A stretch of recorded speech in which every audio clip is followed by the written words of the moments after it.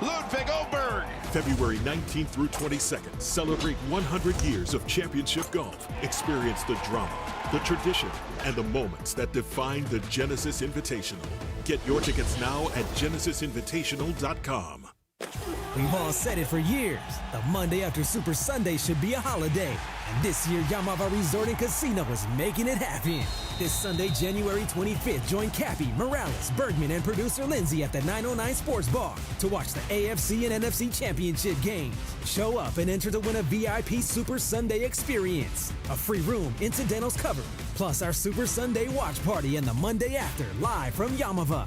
Be there January 25th at Yamava Resort and Casino to watch and win. Every 40 seconds, a child is reported missing. Find the Children is a nonprofit organization dedicated to helping find missing kids. You can be a part of their mission by donating your unwanted car. Call 1-800-294-0222. You'll receive the maximum tax deduction and we provide fast, free pickup. Call 1-800-294-0222. Donate your unwanted or unused car. Call 1-800-294-0222.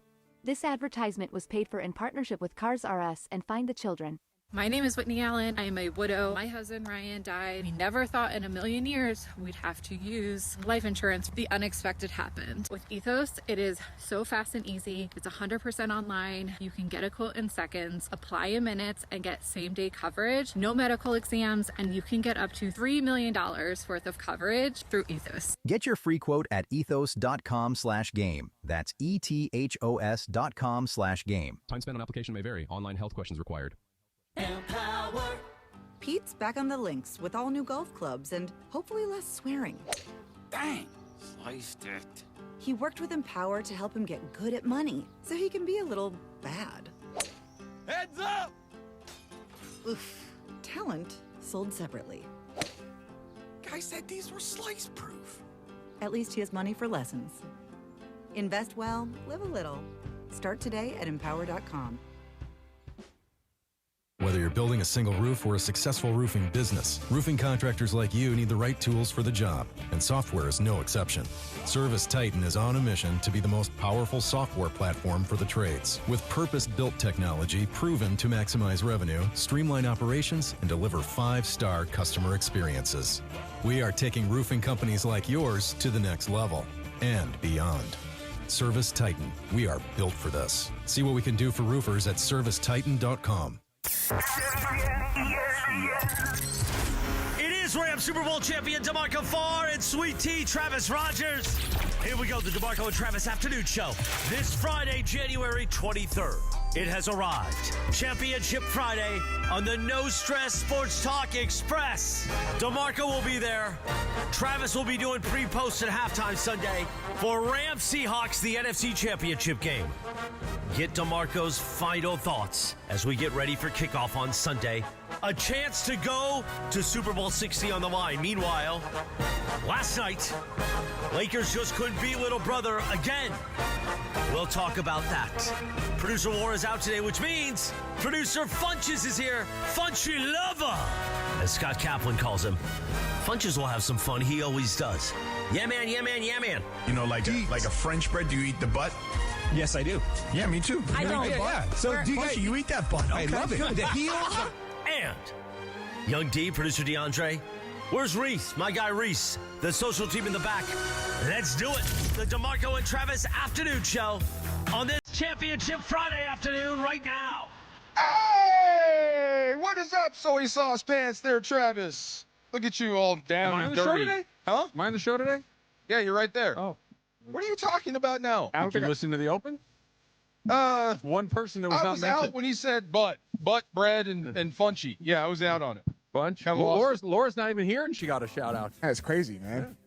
What is happening? That's the second time you said that. Is that? I didn't say it. I said it because it's true. Oh, he's right there. Hi, Travis. Hi. How are you? Great. I was going to give you props on the pants. I Yeah, a love little it. messy today. Good. You're getting lineman worthy. This is playoff time. Who cares But about I how am you here look? today. In case You it are was just here today. according to the open, I was not here. I am here today. You are here today. Yeah. Yes, very, I'm very, here. very here. There he is, I'm and here. Funchy's here. Yep. What's up, Funcho? How going are on, you, guys? What's the dealio? Miss you guys. Yeah, I miss you too. Yeah, I only see you guys in the hallways passing. I didn't know how stylish you are. I know. DeAndre's going to say, what did you think? Funchy, you always got cool T-shirts. Well, thank you. You were rocking a Derby jacket today, right? Yes. What shoes do you got on today? I have some Jordans on today. Some J's. Like Derby as like Kentucky Derby? No, like the Derby jacket. I don't Isn't know that called the Derby? No, it's a bomber jacket. A bomber jacket? We call them Derbies. He's always rocking the good stuff. I mean, he had like a secretariat No, jacket on not like that on. No. I got a Barbaro jacket on. What was are the you Smarty? a horse racing guy? That's a deep pull. Remember Smarty No, Jones? remember Smarty Barbaro was like in the news for like a year? Yes. Is that the one that got hurt real bad? And then he had to put him out. Isn't that the only time they're in the news? Either they're hurt or they're dominant. Or they won the Triple Crown. Right, Yeah. and then we don't hear about him again. What's up, DeAndre? What's going on? What's happening? Come on, man. Join the club. Join in with the cool kids. As far as? You can join the Rams for this week. Come on. Change your pick. We can do that. We need everybody. I don't think that works that way. As soon as the pick It does. is in, it's locked in. Yeah, I wish it was Monday, Travis. I swear. I feel like I'm sitting in the dentist chair and I can hear him warming up the drill next to my head. I just want to get into it. I'm ready. I'm psyched. The drugs have kicked in. Let's just go play football. I'm tired of talking about it. Let's just get down to it and see what happens. Now you said I actually went to the dentist today. Oh, did you? And you mentioned that drill sound again. Like, yeah, no, I don't mind the dentist, but that is the single worst sound, maybe, other than nails on a chalkboard, perhaps. I got a worse sound for you. The old double thud. That means the ball just got blocked. Oh, that's the worst sound in the world. That's the worst sound in the world. But that doesn't cause me any pain, other than emotional pain, which I can deal with. Yes. Physical pain, that high pitched whistle that drill makes is awful. But I just want to get down to it and just get into it and have some fun with it. How do my teeth look? Good. Good. Would you get clean? Yeah. Let me see. There you go. You said you like going to the dentist. I do. I mean, like you. You know what I got today, DeMarco? What'd you get? A clean bill of health. Good. They said your teeth look great. Don't change. Whatever you're doing, keep doing Good it. for Thank you very much. Good for you. Yeah. That's awesome. Is it me or the dentist? Every time I go, they always find a little small thing in regards to my teeth. I don't know, maybe just a me thing, but I feel like They they trying always to upsell you. They trying to do stuff. I was thinking the same thing. Yeah, They're trying to get you. They did ask me if I want to whiten my teeth again, which they've asked every 6 months for 10 years. Yeah, this is the same dentist. Have you been with the same dentist for, I have, yes. for years? Mm-hmm. Okay, they might try to upsell you like the oil people. Yeah. The oil changing places. They bring in your filter. Air filter. It's supposed to look like this. Right. Now we're good. This Put it back. looks horrible. Yeah. Your windshield wipers suck too. Get some of those. My dentist can always tell when I'm not flossing enough and stuff like that, and he puts me like on a guilt trip. Yeah, because when they're doing their thing, you probably bleed a lot. Nah, I mean, I don't feel bleeding. What's but the I'm guilt just, trip? What does he do? Like, you should be flossing more, blah, blah, blah, You get inflamed. You get bloody. Yeah, like he just tells me, like, you got to floss more, basically. Well, do you floss? I mean, I try. Oh, why don't Do you you? floss? Yeah, I got the little sticks. How often You do got you do it? sticks, too. I keep them in the car, Yep. so all the time. Okay. Yeah. There Just, you go. I guess not. You probably have pretty good teeth, huh? Not bad. Yeah. I didn't get a clean Look bill at of this health. guy. Look at this guy with a bag of floss. What is Look at that? this guy. Those are the floss exactly. sticks. Yes. Right here, baby. So all day, yes. I remember the first time I saw those. I'm like, what is that thing? The little picks? Little thing. I'm They're, like, what? they're pretty great. Changed my Have you life. had the one that looked like a little test tube cleaner? Have you tried those? Test tube cleaner? So it's like a little teeny tiny brush. It's just like a No. toothpick. Does it have a bristle at Oh, one my end? Yes, I got it. I got Yes. one. On Yes, the end. yes, Yes. I love those. You pull them through? Yeah. They're in my backpack. hell There you yeah, go. pull 'em through. Look at you. Yeah. I love the pain. I love the pain. I do. You don't do Listerine. That was a Emily thing. I do Listerine, but not. I do it occasionally. I'm not like a Why? regular You're not supposed to do Listerine. it like every day or what? No, No, you Emily, can. Emily Okay. said it was bad. Right. I'm just saying. But I use it. I like after you brush, you get a good little yeah. flossing, and then you get some Listerine behind. You get that little burn. Yeah. That's how you know I it's love that clean. burn. Get in. Me too. Yeah, I love that burn. But you need to do it more. So says your dentist. Yes. Yeah. You've seen Top Gun, right? Many times. Many times. Do you remember what Maverick's? What was he on the when they were on the aircraft carrier? Okay. When Maverick kept doing what he wanted to do. The buzz the tower? Anything. When Maverick just went someplace where he wasn't supposed to go, what's the first thing that guy said? God dang it, Oh, Maverick. yeah. That's me and the Lakers last night. Oh, yeah. Oh, man. Come on. Yeah. DeAndre, what are we doing? They can't play a full 48 minutes. It only appears in the second half, honestly. When we just got to see them play a full 48. They got to be able to establish that same defense and carry it over I'm to the start of the Laker game. fans. I told you, the Rams are the only thing you're going to be rooting for until spring training. This is maddening. This is crazy. I think you see it differently than a lot of Laker fans. Yeah? I think Laker fans get a little bit of a bad rap. I think a lot of them are actually far more reasonable and rational. You mean they understand what they got to be frustrated then? Well, frustration, Okay, sure, yes. but I don't think they have expectations of them all of a sudden turning into a great team. Well, with Luka, anything is possible, and I always hold out hope that you can beat just about anybody because you can't stop him from scoring. And at some point, somebody has a bad shooting night, or you get hot defensively. You're going to win games. They're not a bad team, but that's not how they're measured. And like D said, they played another good half. But a good half against a good team is not going to be good enough. Right? No. They were terrible defensively in the first quarter. They were terrible offensively in the second quarter, and then they were pretty good in the second half. But they dug too deep of a hole. What were they behind me? 26, 27? 26 points. Cut it to 2.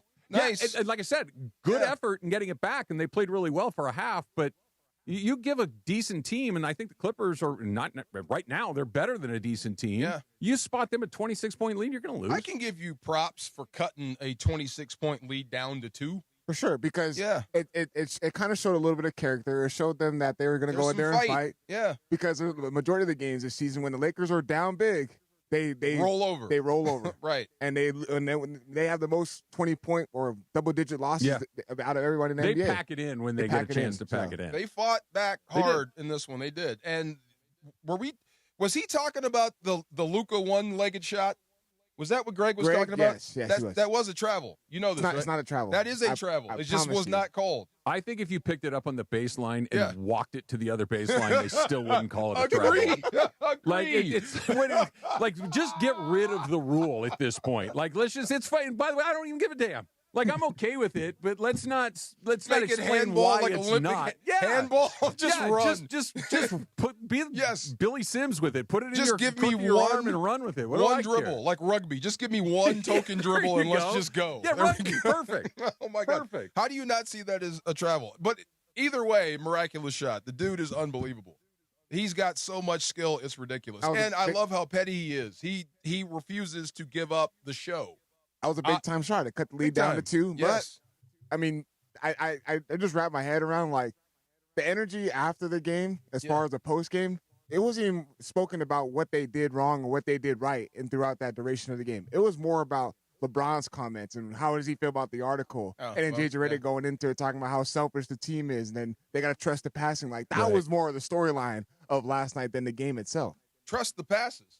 Yeah, he's saying that. What's wrong with that? I didn't see what was wrong with him saying that. Trust the passes. It's not what he said. It's who it was directed at. In other words, trust the pass. Yeah. You told him to trust the pass. Bruh, okay, so same situation as Ben Johnson in Chicago. Okay. That dude thinks he can make every shot. Good luck coaching that. No, you're right. And you're doing it wrong, but calling him out in the media. I would tend to agree with you. Yes. I think that's probably an ineffective way to get your message through. But to him, I don't know if that message is ever going through, and maybe he's tried all the other ways, and this was his last attempt. Especially for a team that might not make the play, and find another way. He's going to do what he wants. Of course, and I get what he said. And we knew LeBron was going to be asked questions about that article, but via his answer, isn't that it? Is there anywhere else to go? Oh, I think there's plenty of places to go. Well, tell me about that next, because I'm done with it. DeMarco and Travis, ESPN LA. ESPN LA is hooking you up with a legendary night of music. We're giving away tickets to see John Mellencamp live at the iconic Hollywood Bowl August 10th. We're giving away tickets all day long today. Just keep listening for the cue to call. Then be caller number 7 and win. ESPN LA and Live Nation, bringing you live music in LA. Hey, it's Cap. Is it time to downsize? Selling your home doesn't have to be a hassle. Not with Seller's Advantage. You can skip the agents, commissions, and costly repairs. By the time you pay for repairs and agent fees, you could have already sold your home for a fair, competitive price without the worry of the deal falling through. Here's what Chris Chavez, a real Seller's Advantage customer, had to say, and I quote, "Seller's Advantage was definitely the best company I've worked with. They offered me more than I expected, and the whole process was great. They were helpful, always answered the phone, and willing to help. I can't say enough about the experience. Much better than going through a realtor," end quote. Thank you, Chris. Get your free, no obligation cash offer today. Call Sellers Advantage at 888-390-AS-IS, 888-390-AS-IS, 888-397-2747, or visit sellersadvantage.com. DRE number 01961658. Don't worry, sell happy with Sellers Advantage. This is the Southern California Kia Dealers Rams Report. Here's Travis Rogers. The Los Angeles Rams are on to the NFC Championship, where they will face the division rival Seattle Seahawks on Sunday afternoon at 3:30. And my, oh my, did it take an incredible effort to get there. 20-17 in overtime in the freezing cold in Chicago. The game ends when Harrison Mevis makes a 42-yard field goal in overtime on the Rams' second possession, and the Rams a little bit lucky to pull this one out after giving up an incredible touchdown to Cole Kmet. Caleb Williams finds him in the back of the end zone after scrambling from the 14-yard line all the way back to near midfield before finding Kmet in the corner. Kobe Durant on coverage after having a 2-interception game, unable to break up the pass. The game goes into overtime, where the Rams win on the right foot of Harrison Mevis. On to Seattle, survive and advance. With Monday's Rams Report, I'm Travis Rogers. The Southern California Kia Dealers Rams Report, driven by your Southern California Kia dealers. Orgavadazona? Is that a word? In the 2026 Kia Sportage Turbo Hybrid, it might as well be, because it can be one road trip. It's all about turbocharged power and hybrid efficiency working together, so you get the thrill of quick acceleration and the satisfaction of fuel efficiency. Book a test drive and keep the adventure going. Kia, movement that inspires. Call 800-3334-KIA for details. Always drive safely.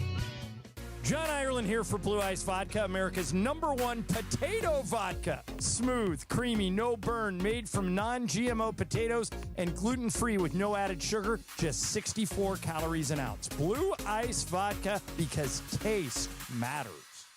Every 40 seconds, a child is reported missing. That's 2,000 children every single day. It's a heart-wrenching reality that we can no longer ignore.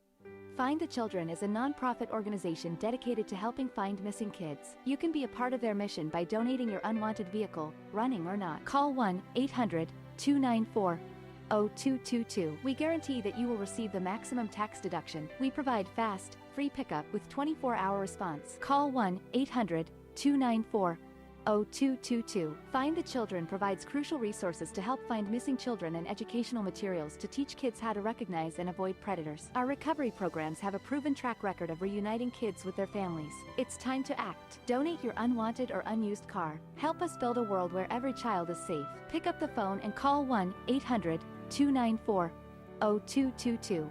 Together, we can bring these kids home safely. This advertisement was paid for in partnership with Cars R Us and Find the Children. And it is the DeMarco and Travis Afternoon Show on this Friday, Championship Friday. Also, it is a Flashback Friday. We've been doing this all week on the show. We started with 1986 Tuesday. Wednesday was 1996. Today, it's 2006. Time for a little Drake. We keep rolling right now on ESPN LA. Remember that actor I told you about from Top Gun? His name is James Tolkien. He's the bald guy. He's still with us. He's 94 years old. Wasn't that the guy that was like Martin McFly's like principal? Yes, he's also the coach in like Varsity Blues too, I think. Is he? Yeah, he was also in a He-Man movie too. Masters of the Universe. Yes, Back to the Future Part 2. Principal Gerald Strickland. Principal Strickland. That's yes. right. Yeah. Dick Tracy. He played Numbers. Yes. Oh my God, he's still with us. Can you believe that? Wow. No. Funny stuff. I can't. I believe you, but yes. It is surprising. All right, so tell me, LeBron answered questions, and what was it about his answer that gave you another slice of the onion? Yeah, I always think it's interesting because I think there's a way to squash it, and I think there's a way to say what you want to say without making it worse, and I think there's a way to just kind of blow the whole thing up. The squash is, right? Yeah. The squash is kind of what Maverick Carter did. Right. Okay. The squash is, no, I don't know where that came. We're great. Jeannie and I have always gotten along great. Yep. That's it. Right. I don't care what says in articles. People are always writing stuff about me. I think I've done a good job since I've gotten here. All I wanted to do was win games, and people are going to say what they say. I thought it was fine. Maybe other people see it differently than that. That just kicks the can down the road. That makes people ask a lot more follow-up questions as opposed to everything's great. Now, he didn't go full nuclear and say, well, I hate her guts or something crazy like that. He didn't end it. Like, there's always an easy way to end it. And the easy way to end it, even if it's not true, even if you just want it to just go away. Yeah, I don't know where that came from. I've always got along great with Jeannie. Jeannie and I are like this. Over. What's the no comment route? What would that be? What I just said. What you just said? Yeah, okay. That is because if anybody, there's no follow-up to that. Because I thought he answered it. I thought he gave you what he thought about it. He did answer it. And that was that. I wonder if I'm standing there, what would be my follow-up to that? What do you mean you don't care what people are? You don't care when it's not true, when it is true? Do you think when he said the line? You go specific. Yeah, when he says the line, I have always thought our relationship was good, but other people certainly see other things different ways. The question would be, do you think that she sees it differently? And if so, why? Like, you've just left me more opportunities to ask follow-up questions. You got LeBron's answer here? Let's hear it. Quite frankly, I don't really get involved in that or the reports or whatever the case may be. I've seen a lot of it, obviously. But I don't really care about the reports, to be honest. So far, so good. I mean, you guys know me. You guys know since I've been here in my 8th year here, been in this league 23 years. There's going to be another article tomorrow. Especially involving me. And at the end of the day, when I came to this organization, my whole mindset was about restoring, excellence, and the things that I've seen growing up, with the Lakers. Obviously, I didn't get an opportunity to watch the Showtime, but I know the history, and then in the early 2000s with Shaq and Kobe, and then what Kobe did, and, those couple runs with him and Powell. So, my whole mindset was like, how can I get that feeling back to the Lakers organization, and where, when the Lakers and the Knicks and the Bulls and, the Celtics are good is great, so, and I was able to do that along with, our 14, 16 other guys winning a championship, bringing a championship here, that's always been my mindset. So, quite frankly, I don't really care about articles. I really don't. I don't care about stories. I don't care about podcasts and all that type of shit. It don't bother me. I'm 41 years old and I watch golf every day. I don't care about an article. I don't care how somebody feel about me. If you know me personally, and then you know what I'm about. These guys know what I'm about, and that's all that matters. I can care less how somebody feel about me. That's funny. Like, he and McVay are almost the same age. McVay's been dropping some F-bombs lately. He's been dropping some words. Profanity's like not even a big deal Not anymore. anymore. Like, you walk down the grocery store aisles and you hear people dropping F-bombs. But I You like don't the even salt. pause. I like the salt, though. He just doesn't care. He's got zero The line blanks about to give. Yeah. other people might see it differently was not in there. And that's the one that I think is the most interesting. But where he also said, when I got here at the early part, restoring excellence, that's in direct response to a quote in the story, because the story was that Jeannie reportedly was not thrilled with the idea that LeBron was given the credit for coming back and getting the Lakers back on track, as opposed to the Lakers recruiting LeBron James to come here, that LeBron granted them his presence. Right. Well, no, he's right. Of course he is. Yeah, he's right. I'm not arguing the accuracy of what he's saying. He's right, but it just felt like there were some off. And again, it wasn't a detonation of a nuclear weapon. It wasn't like he blew her up, but it also wasn't just, I don't know where this stuff comes from. Jeannie and I are great. Yeah. It was a little bit long. It just left me wanting a little more clarity. The only part, if I'm just putting myself in that situation where I'm in the room and I'm listening to him as it's live, when he said the part about restoring excellence, and then he kind of went through a couple of things, and he said, I think I did that. Yeah. Well, that's kind of a matter of opinion. You did bring a championship. He did. I don't know if you brought the level of excellence that Laker fans have, become accustomed to, like the Showtime era, like Shaq and Kobe. Mm-hmm. I thought it had maybe the embryo stages of that. I don't know why they blew up the team, but they did after they won the championship. They were old, but I understand your point. It wasn't enough team to get really familiar with. You won, and then they changed again. They were so unlucky. He and that group of Lakers were so unfortunate that the championship they won happened when it happened. Yeah, sure. Had it happened in a time where we could have celebrated it, I think we have totally different feelings about this. Maybe. Totally different feelings. The quote that here's the quote that I was referring to. It says, I thought it was good, but, somebody could see it another way. Talking about their relation. We have that, Punch? Yeah. I thought it was good, but,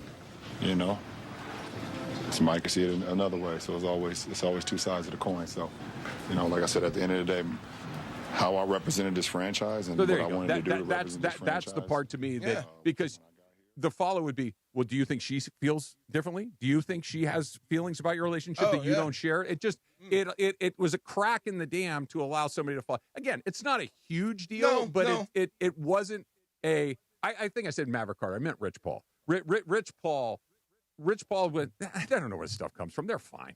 That was one. Okay, let's just keep it moving. That was not that. This was a longer explanation of how he feels he has served the Lakers. And it begs the question, well, is he responding to her? Is he responding to the article? Well, and I don't about know. how he answered. Okay, so many friends, lots of teammates, and there are a lot of people that I love that don't like each other. Mm-hmm. So I like this guy, but they hate each other, and sometimes we're in the same room. And I'm always shocked when I find out that you don't like him or vice versa, because it seems like we get along great when we're hanging out. Yeah. And then you tell me, no, I can't stand, I hate his every breath. Like, whoa, it's been 5 years of this. Yeah. I thought we were cool. We had beers, chicken wings. That time we went to Vegas. Yeah. You hated it? Yeah, I can't stand that guy. Yeah. I did not know this. So to me, I thought you were cool. To you, you couldn't stand him. So I kind of understand that sentiment. I thought it was fine. If somebody else didn't like it, could be that. Yeah. It could be that. It absolutely could be that.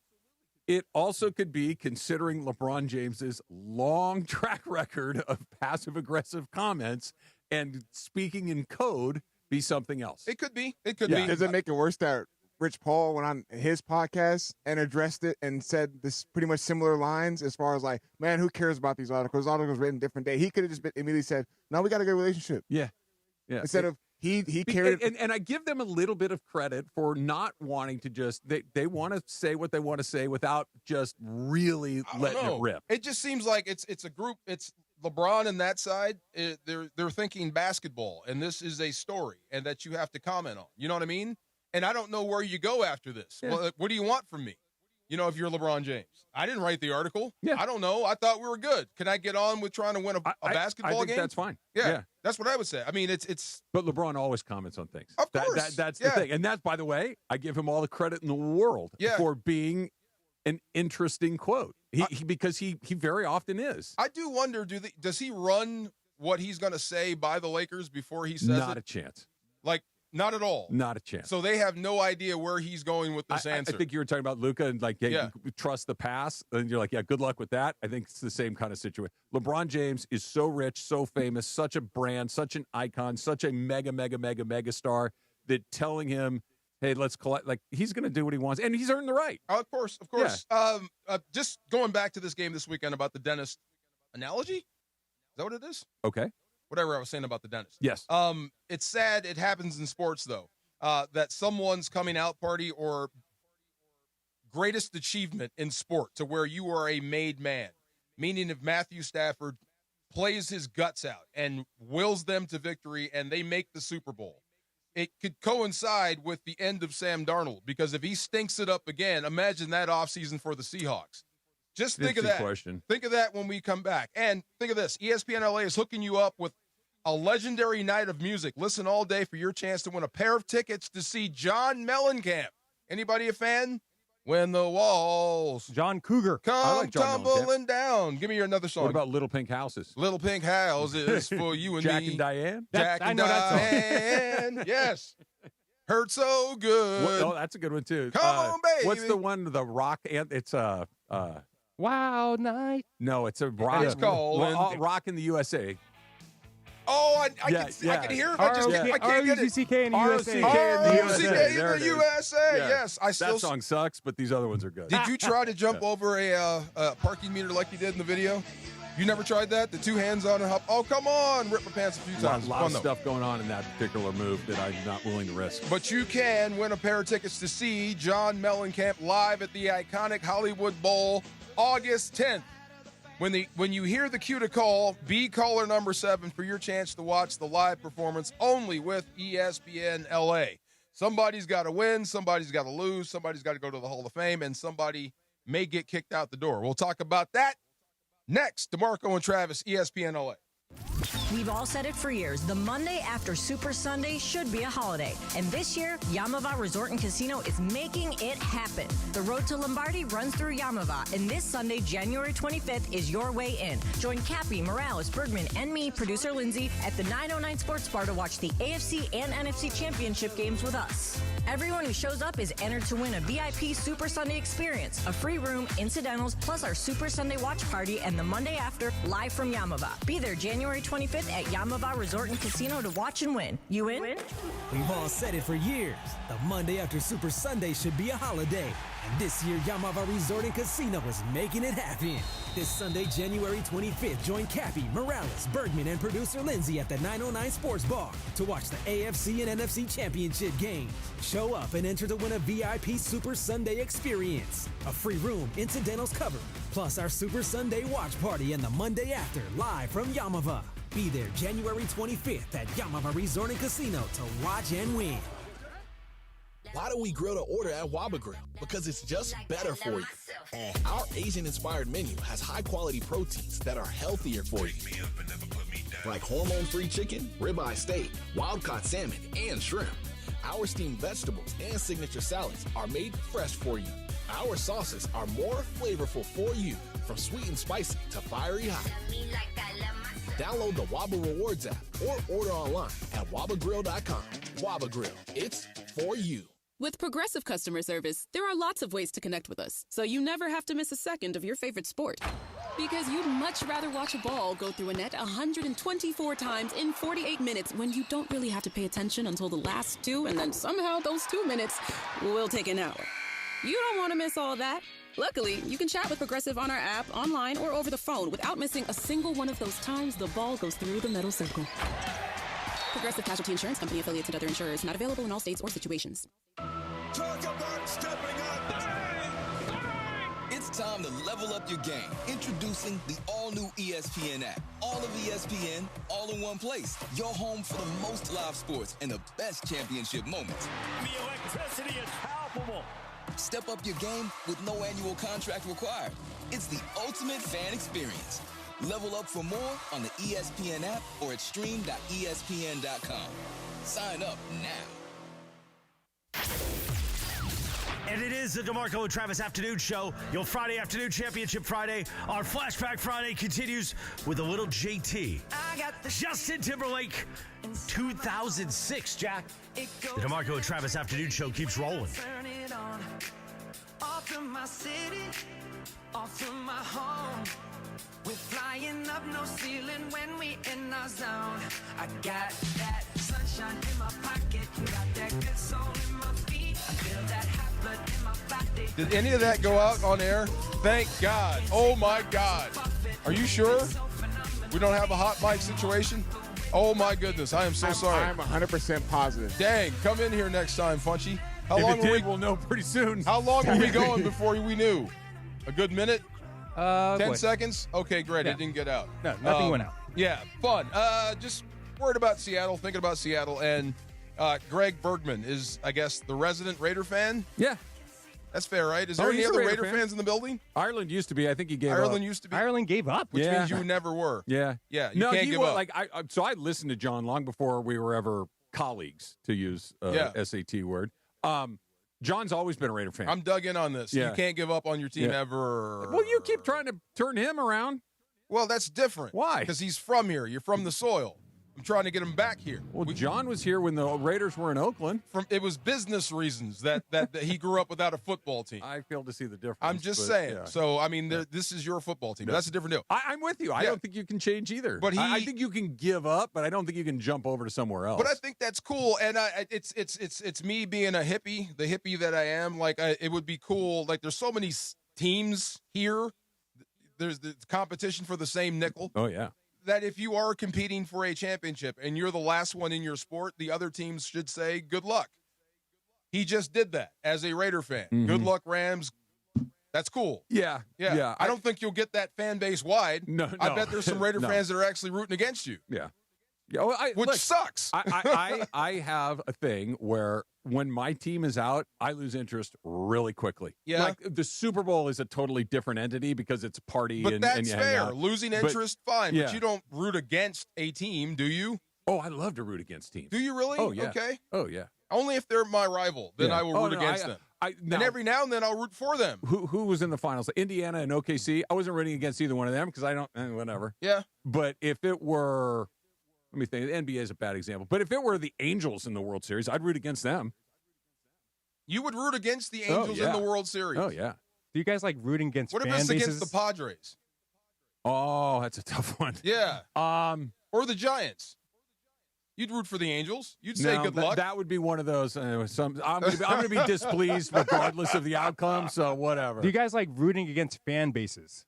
Oh yeah. That's what I love. Oh, doing. yeah. But that's what I'm getting at. It's like it's the fan bases. Yeah. Like it's really hard to root for anything from Boston. Yes, I know. Because they're just That's so why I'm like, I obnoxious. don't know if I want the Pats to win. That's but why. sometimes there are players that make you just go, like, for instance, the Seahawks. Now that Russell Wilson has gone from the Seahawks I root against them only because I need the Rams. They're in the Rams' way. Oh, yeah. But when Russell Wilson was there and listening to him do what he did, it's like, dude, this guy. See, for me, it was Richard Sherman. Yeah. The same different, just different guy. When Richard Sherman left the building, okay, I can go Pete back Carroll to made the Seahawks made lovable for me. Kinda. Yeah. They're Not tough. with Russ. They play good football. Not with Russ. Like Russ to Denver, to Pittsburgh, to New York. It's like, no, get that guy out of here. To be honest, right? I like your team. The fan base. I love the Eagles, the players. I cannot stand your fan base. Oh yeah, the fan base. That's what I said. Oh, and this goes back to the 80s. You know who's like that? Who? You just described something that it's happening a lot all over the place, and it's the Dodgers. Yeah. Okay. It's the Dodgers. Yeah. Because here's the thing. The Dodgers' very best guys, you'd have to really want it to think that they're bad guys. How do you hate Freddie Freeman? How do you hate Otani? Or Mookie. Yes, right. Or any of these guys. Yes. Like, none of them. Even Dave. Will Smith doesn't say a word. No. You know what I mean? Like, Yeah. Blake Snell's not a... They're not hateable. They're not an unlikable... But the Dodger fans, by the way, I'm a member of your tribe. Yes. People hate them. Of course. Because they're entitled, they're smug, they're all of these They've things. earned it. Yeah. They've earned the right to be smug. They think so. They do. They have. So. But so this week up there, like I said, I think Stafford's going to have to be Hall of Fame MVP good to beat the Seahawks. Might be. They're playing jacked, especially coming off a big win. Rewatch that game again. Just watched how methodical and how dominant they were versus a 49er squad that just couldn't get out of their own way, especially on defense. So Sam Darnold's confidence is going to be sky high. You're going to have to take it out of him. And the last time he saw you, the last time he was on the field with you, he was cutting you up. Yeah. Towards the end of the game. For half a quarter and all of overtime. So you could honestly say from their perspective, they might have figured something out. Maybe. I doubt it. I think he got hot, and they got lucky with the return, and the energy the momentum swung in the wrong direction, and the Rams couldn't get it back. Agreed. So here's how this game goes. It depends on who you're rooting for. Either you think the Rams let them off the hook, or the Seahawks were always one or two plays away from beating the Rams both times. I believe in the first. I believe the Rams let them off the hook. I think they can get them in the same position this time. Don't let them up. I think both of those things are true. Mm-hmm. I think this is a classic two things can be true at the same time. Both of these teams are looking at this saying we should have beat them both times. Mm-hmm. Both of them are. Yeah. Both of them are. Sam Darnold threw 4 interceptions, and they still had a chance to kick a game-winning field goal. They're thinking, we throw 2 interceptions, we win that game probably pretty comfortably. The Rams are looking at Thursday night saying we had a 16-point lead halfway through the fourth quarter. If the weirdest 2-point conversion doesn't get overturned, we win that game going away. It's not a big deal at all. They're both looking at it saying we just need a play or two to go a different way, and we're 2-0, and they're both right. I was at gym this morning, walked, no run, ran yesterday. Feel good. I was just going to say, how's the feel hips, great. knees, I ankles? really feel good. Just walking, but there was a fellow competitor radio guy on TV. Okay. And he had his top 10 most important players of this game. Ooh, I like this. Yeah. So he had 4 Seahawks, 6 Rams. Okay. So I guess he's kind of shading that he thinks the Rams are the favorite and they should win the game. Okay. If you got 6 of 10 of the most important players. It wasn't who was on the board. The one that got me was who he didn't pick. He didn't have Devontae up there. He had Poona Ford. Okay. Very important. Sure. Because you got to stop the run. Yep. He had Kevin Dotson up there. Okay. Super important. Because you got to run the ball. And they got a good front 4. Yeah. Puka was his number 1 player. Okay. Second was Stafford. Sure. I forgot who the other. Kyron Williams was also on that list. Sure. I would say Kyron Williams / running game. Okay. Right? Same thing. He's kind of the face of that. Gotcha. For them, he had Darnold. He had Smith and Jigba. Leonard Williams. I think he had Leonard Williams. Yeah. And he Yeah, had Kenneth Walker. And did he have Kenneth Walker? I'm asking. He had that in the corner. Oh, Rick Woolen. He had Rick Woolen, and I think he had Kenneth Walker, and that was it. Okay. I thought that was a little short-sighted on his part. No Devontae? No Devontae and no Ernest Jones Jr. Okay. Yeah. I'll tell you the name that I still Yeah. I'm not saying it's number 1, and I don't think it would have been number 1 a week ago, but it definitely would have been in the top 5 or 6, and I still think it's in the top 10. Mevis. Harrison Mevis, yes. Yeah. Okay, I got a quick funny story about him, right? So this is a couple of weeks ago. Gosh, it might have been Carolina. Did he have a field goal in Carolina that was very important? Yes. Yeah, it was right after that. So he's getting dressed, and he's one of us. Yes. You know what I'm saying? The thicker kicker. He's one of us, right? So I'm starting to ask him, like, so how did you become a place kicker? Now, you know exactly what I mean. I do. Right. You're a Did bigger. he? Of course he did, and he wouldn't give it to me. He would not give it to me, Travis. What'd he say? He was like, I played soccer. No. How did you become not what I'm asking. That's not what I'm asking you. Right. When you went to football practice, how did the football coach say, no, you're coming with me, you're going over there, not over there? That was the follow-up. Right. So he goes, well, I was a goalie, and I used to kick it like the length of the field, and they thought I'd be a pretty good field goal kicker. You can kick 2, but we're also going to play you at nose guard and at center. We're going to put you on one of those 2 lines or both. I came out, I tried it, I was pretty good at it, and it just stuck. Yeah. That's how he answered. Right? He would not give it to me, Travis.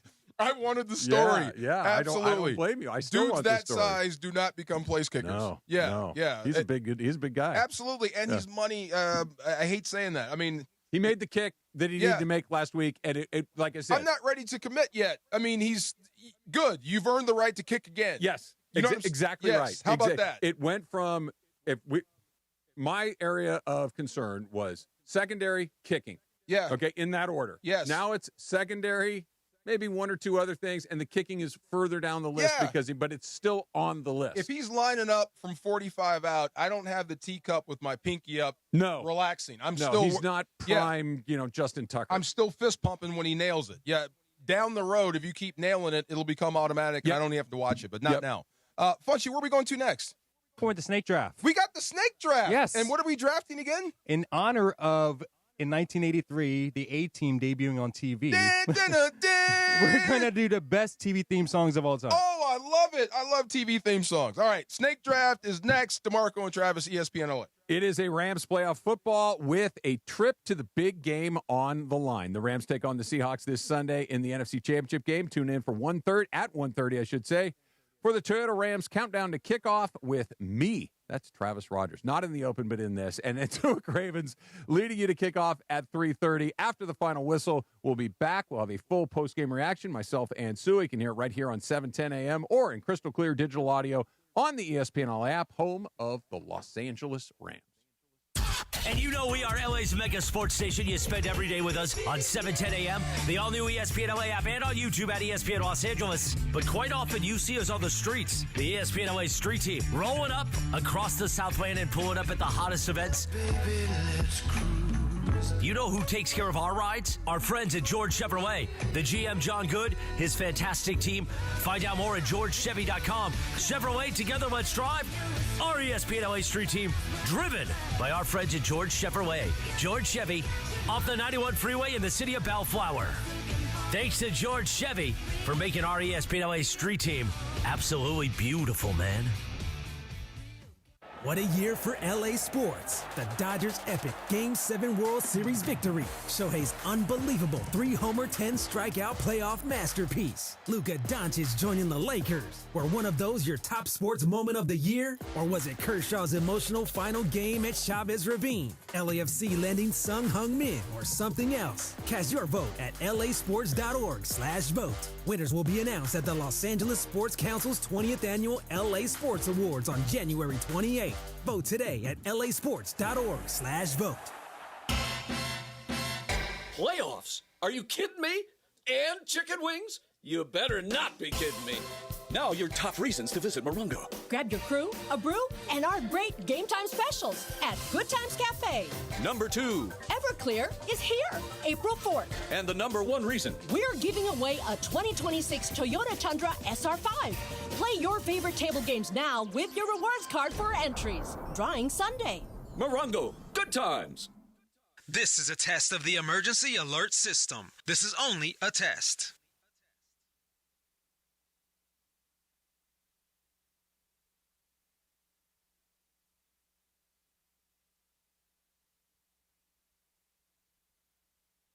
Thinking about selling your home? Seller's Advantage makes it easy. No agents, commissions, open houses, or costly repairs. They'll give you a fair cash offer with no surprises. One seller said, and I quote, "Seller's Advantage was faster, easier, and more rewarding than listing my house. The offer matched my expectations, and the process was stress-free."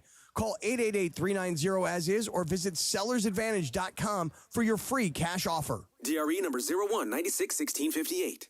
Don't worry, sell happy with Seller's Advantage. Hi, this is Sean McVay of your LA Rams. The Rams play here. KSPN, Los Angeles. 710 ESPN. A good karma brands radio station. It's time for Race to the Crown right now on the DeMarco and Travis Afternoon Show.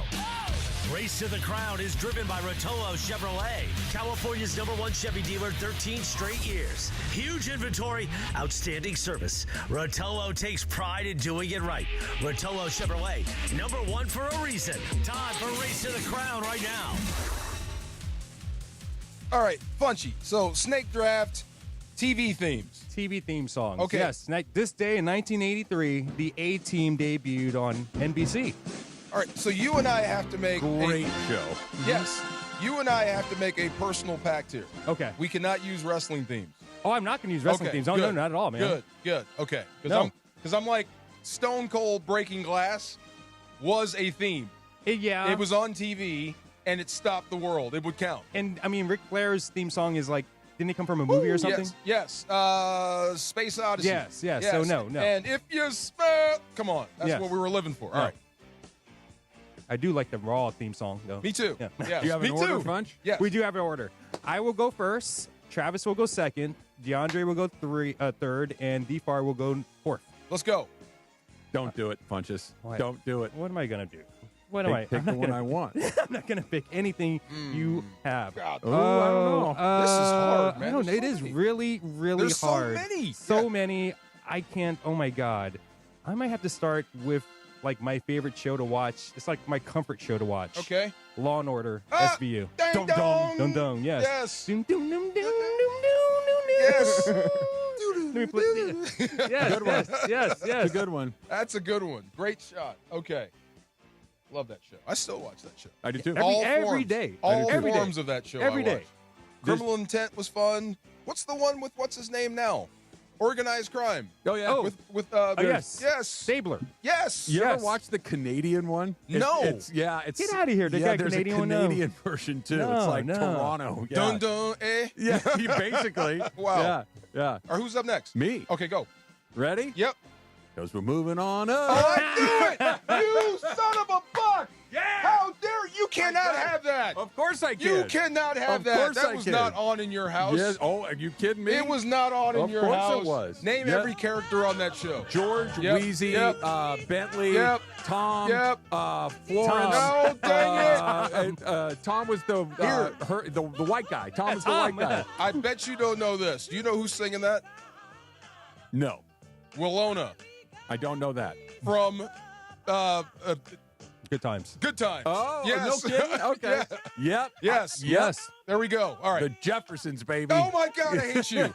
My number one pick. Me too. You stole it. I told you I was going to. All right. Who's up?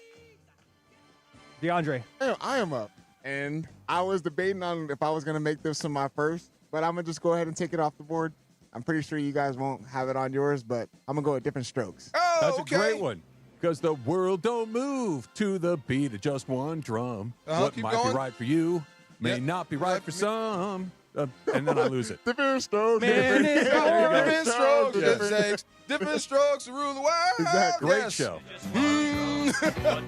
Hey, fun fact, Alan Thicke sung this song.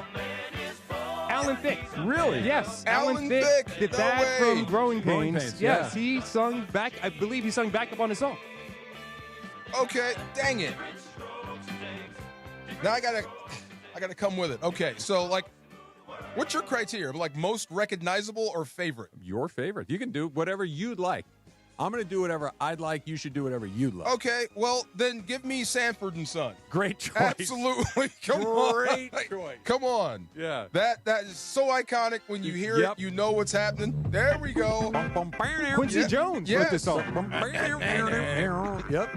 There we go. By the way, every song on my list is from the 70s and 80s. I'm just giving you a heads up. I know. Yeah. Okay, I got Sanford and Son. Yeah, All right. Great choice. We got another one. We need another one from you, DFAR.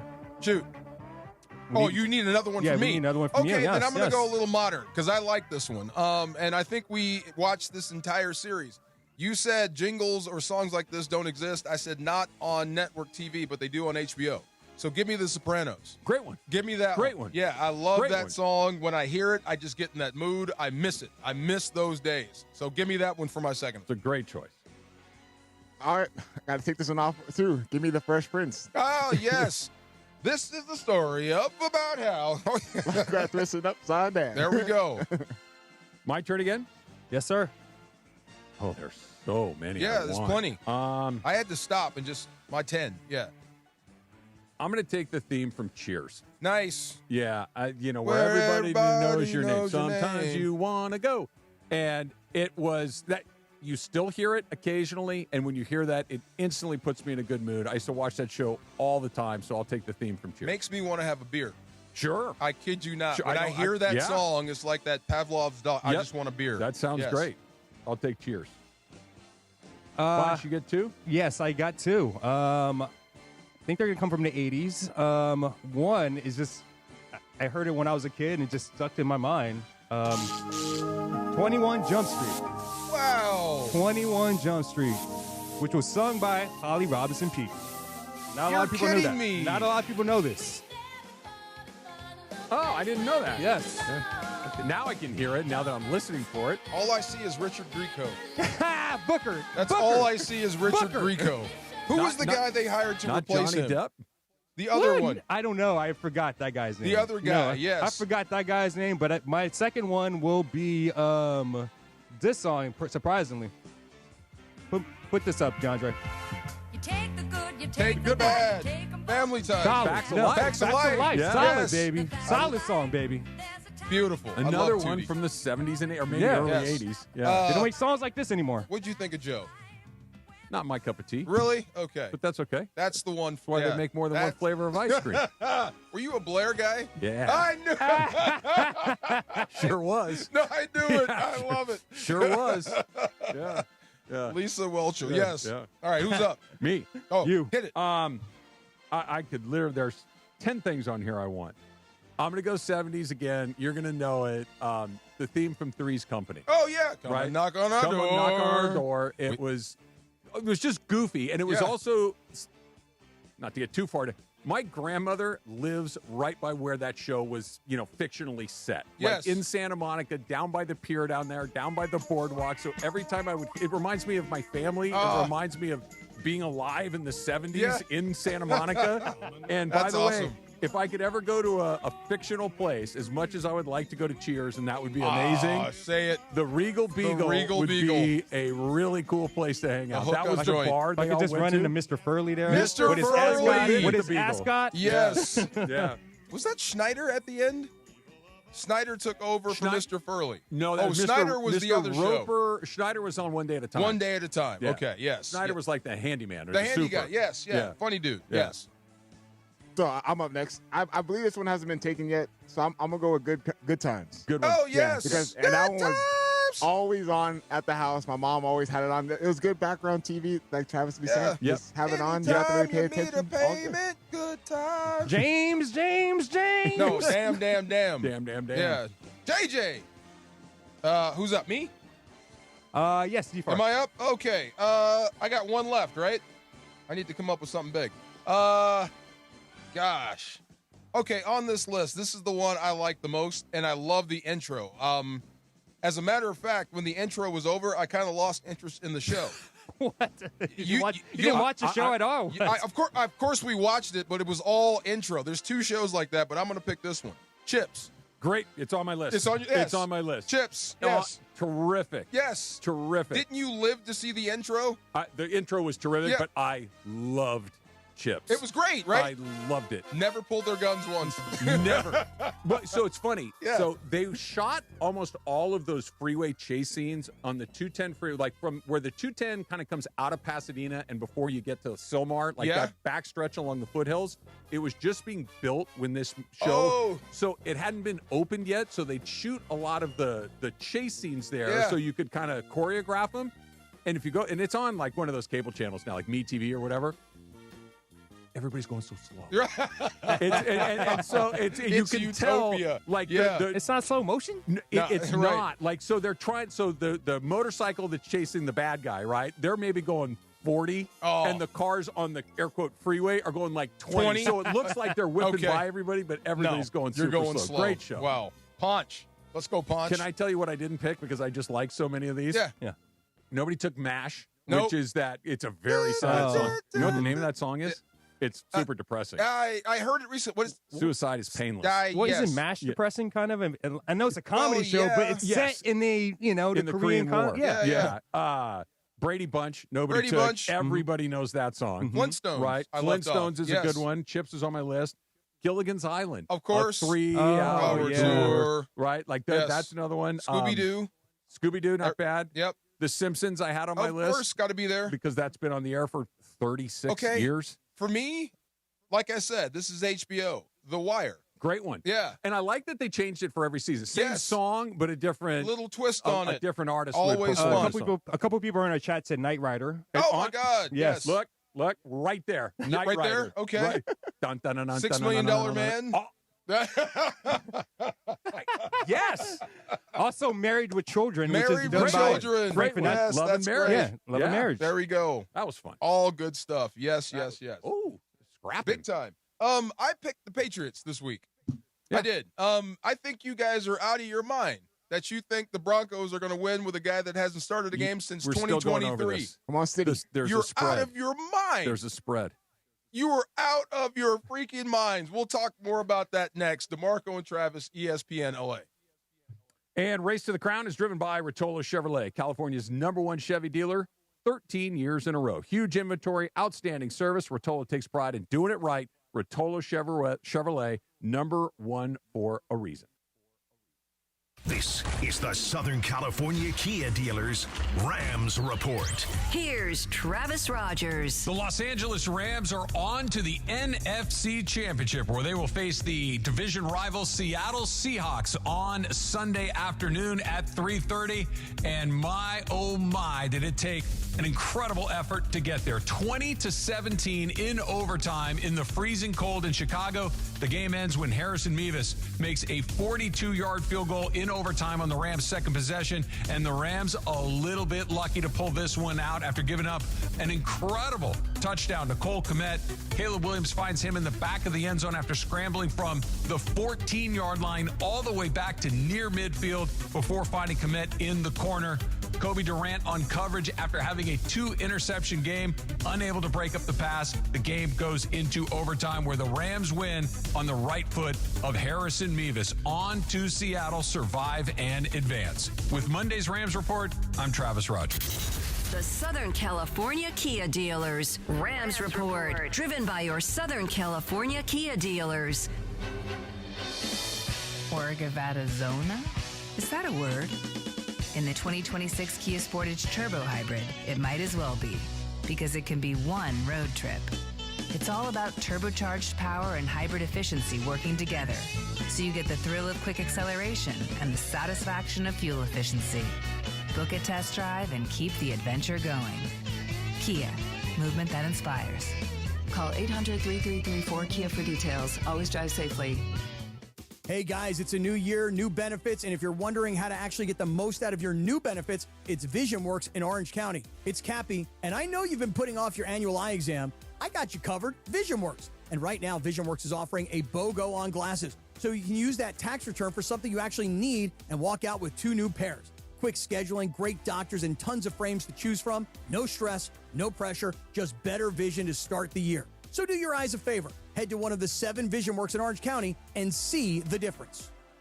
ESPN LA family, I'm personal injury attorney Joseph S. Normand. 2026 marks 15 years that you've trusted me to represent you. When you're hurt and down, I'm honored to fight for you in personal injury cases when it matters most. Numbers don't lie. I'm the real deal. The voice you hear is the voice you get. If you've been injured in an accident, call 213-747-1234, 213-747-1234, or visit normandlegal.com. Normand Legal, built on trust, proven by results. Get ready, SoCal. Hard Rock Casino Tejon is kicking off the new year in high gear. Unity by Hard Rock members can earn entries all January long for the $500,000 Drive the Dream Corvette giveaway just by using their card. Join us every Thursday in January for your chance to win big, including $30,000 in free play each week. Start the year with more excitement and more ways to win. Details at casino.hardrock.com/Tejon. Hard Rock Casino Tejon. This is how SoCal plays. My name is Whitney Allen. I am a widow. My husband, Ryan, died. We never thought in a million years we'd have to use life insurance. The unexpected happened. With Ethos, it is so fast and easy. It's 100% online. You can get a quote in seconds, apply in minutes, and get same-day coverage. No medical exams, and you can get up to $3 million worth of coverage through Ethos. Get your free quote at ethos.com/game. That's ETHOS.com/game. Time spent on application may vary. Online health questions required. Talk about stepping up! It's time to level up your game. Introducing the all-new ESPN app. All of ESPN, all in one place. Your home for the most live sports and the best championship moments. The electricity is palpable. Step up your game with no annual contract required. It's the ultimate fan experience. Level up for more on the ESPN app or at stream.espn.com. Sign up now. And it is the DeMarco and Travis Afternoon Show, a championship Friday, the 4 p.m. Waba Grill Happy Hour. Visit Waba Grill for happy hour weekdays after 3 p.m. and get 5-piece dumplings and a premium Waba beverage drink for only $5. The perfect addition to your favorite entree. Waba Grill, it's for you. We also continue our Flashback Friday. We're doing flashbacks all week today, 2006. And right now, some Chainsmokers. We keep rolling on the No Stress Sports Talk Express. This was a good era, too. Are the Chainsmokers still out there? I'm not too sure. Because they had it for a minute and then done. They were like very big for like 6 months. Like purposely went away. Not like they got old. They just kind of stopped making music. But this was a nice little era there. Love this song. Yeah. Are you familiar with the Black Beatles? What's the Black Beatles? Ray Shremmer. Remember the mannequin? Yeah. Remember the mannequin challenge? Yes, I do. Mannequin challenge. Wow. Unbelievable. So I'm looking up some Jarrett Stidham stuff. 4th round pick, 133rd overall. Played at Baylor and Auburn. Did you know that? I did, yeah. He was at Baylor for 2 years, and he left in the wake of their essay abuse scandal. Okay. And he was the backup to a dude named Seth Russell. I don't think he turned out to be anything. Nope, he was undrafted. And then he goes to Auburn and I guess plays on a pretty good football That's team. where I remember him. I knew he went to Baylor because I read about him a little bit the other day, but I remember him playing at Auburn. First year Auburn, 18-6. Second year at Auburn, 18-5. The team was good. They were 10-4, 8-5. 4th round pick, like I said. He's played for how many football teams now? This would be, come on, computer. 2 or 3. Patriots, Raiders, and then the Broncos. Yeah. So he's a journeyman quarterback. Look, those guys are very valuable. They could save your football season. They can get you through 4 or 5 weeks, sometimes an entire season, depending on who they are. But I have never equated him with a guy that could come in and save the day. No. And Bo Nix was just starting to look pretty good, and he was the starter. So it's not like that offense is easy to run. Like I said, I think you guys are absolutely out of your mind that you think this dude could come in basically off the bench and go beat New England. I don't think he's going to beat New England. I think he's going to keep it close. Oh. And I think he's got a chance to beat New England. Or the Broncos can beat New England with him as the starter. Yeah, You're going to have to throw it at some point. A little bit. This does not have anything to do with Jarrett Stidham. The reason that I give them a puncher's chance, and again, I wouldn't put a lot on it, but I don't think it's a zero's chance. It's a Sean Payton thing. It's not a Jarrett Stidham thing. Jarrett Stidham is going to be the instrument that Payton has to use. But I don't feel the way I feel because of Stidham. I feel the way I feel because of Sean Payton. I'm with you. But remember, Bo Nix was a work in progress. So a lot of effort and a lot of time, and he took every rep. Mm-hmm. So here's a guy that doesn't have that many reps. So that game plan that you're coming up with for the backup, no matter who you are, is not going to be very thick. It'll be pared down. Absolutely. Yeah. So there is a path to victory for any football team. Who won the state championship again here in California? Carson Palmer's team? RSM. Okay, RSM could play Alabama. There is a path to victory. It's very small, but if you follow it, you can win it. It's just what happens if that defense of theirs, and I had never thought of them as being one of the best ever. They've had a great year.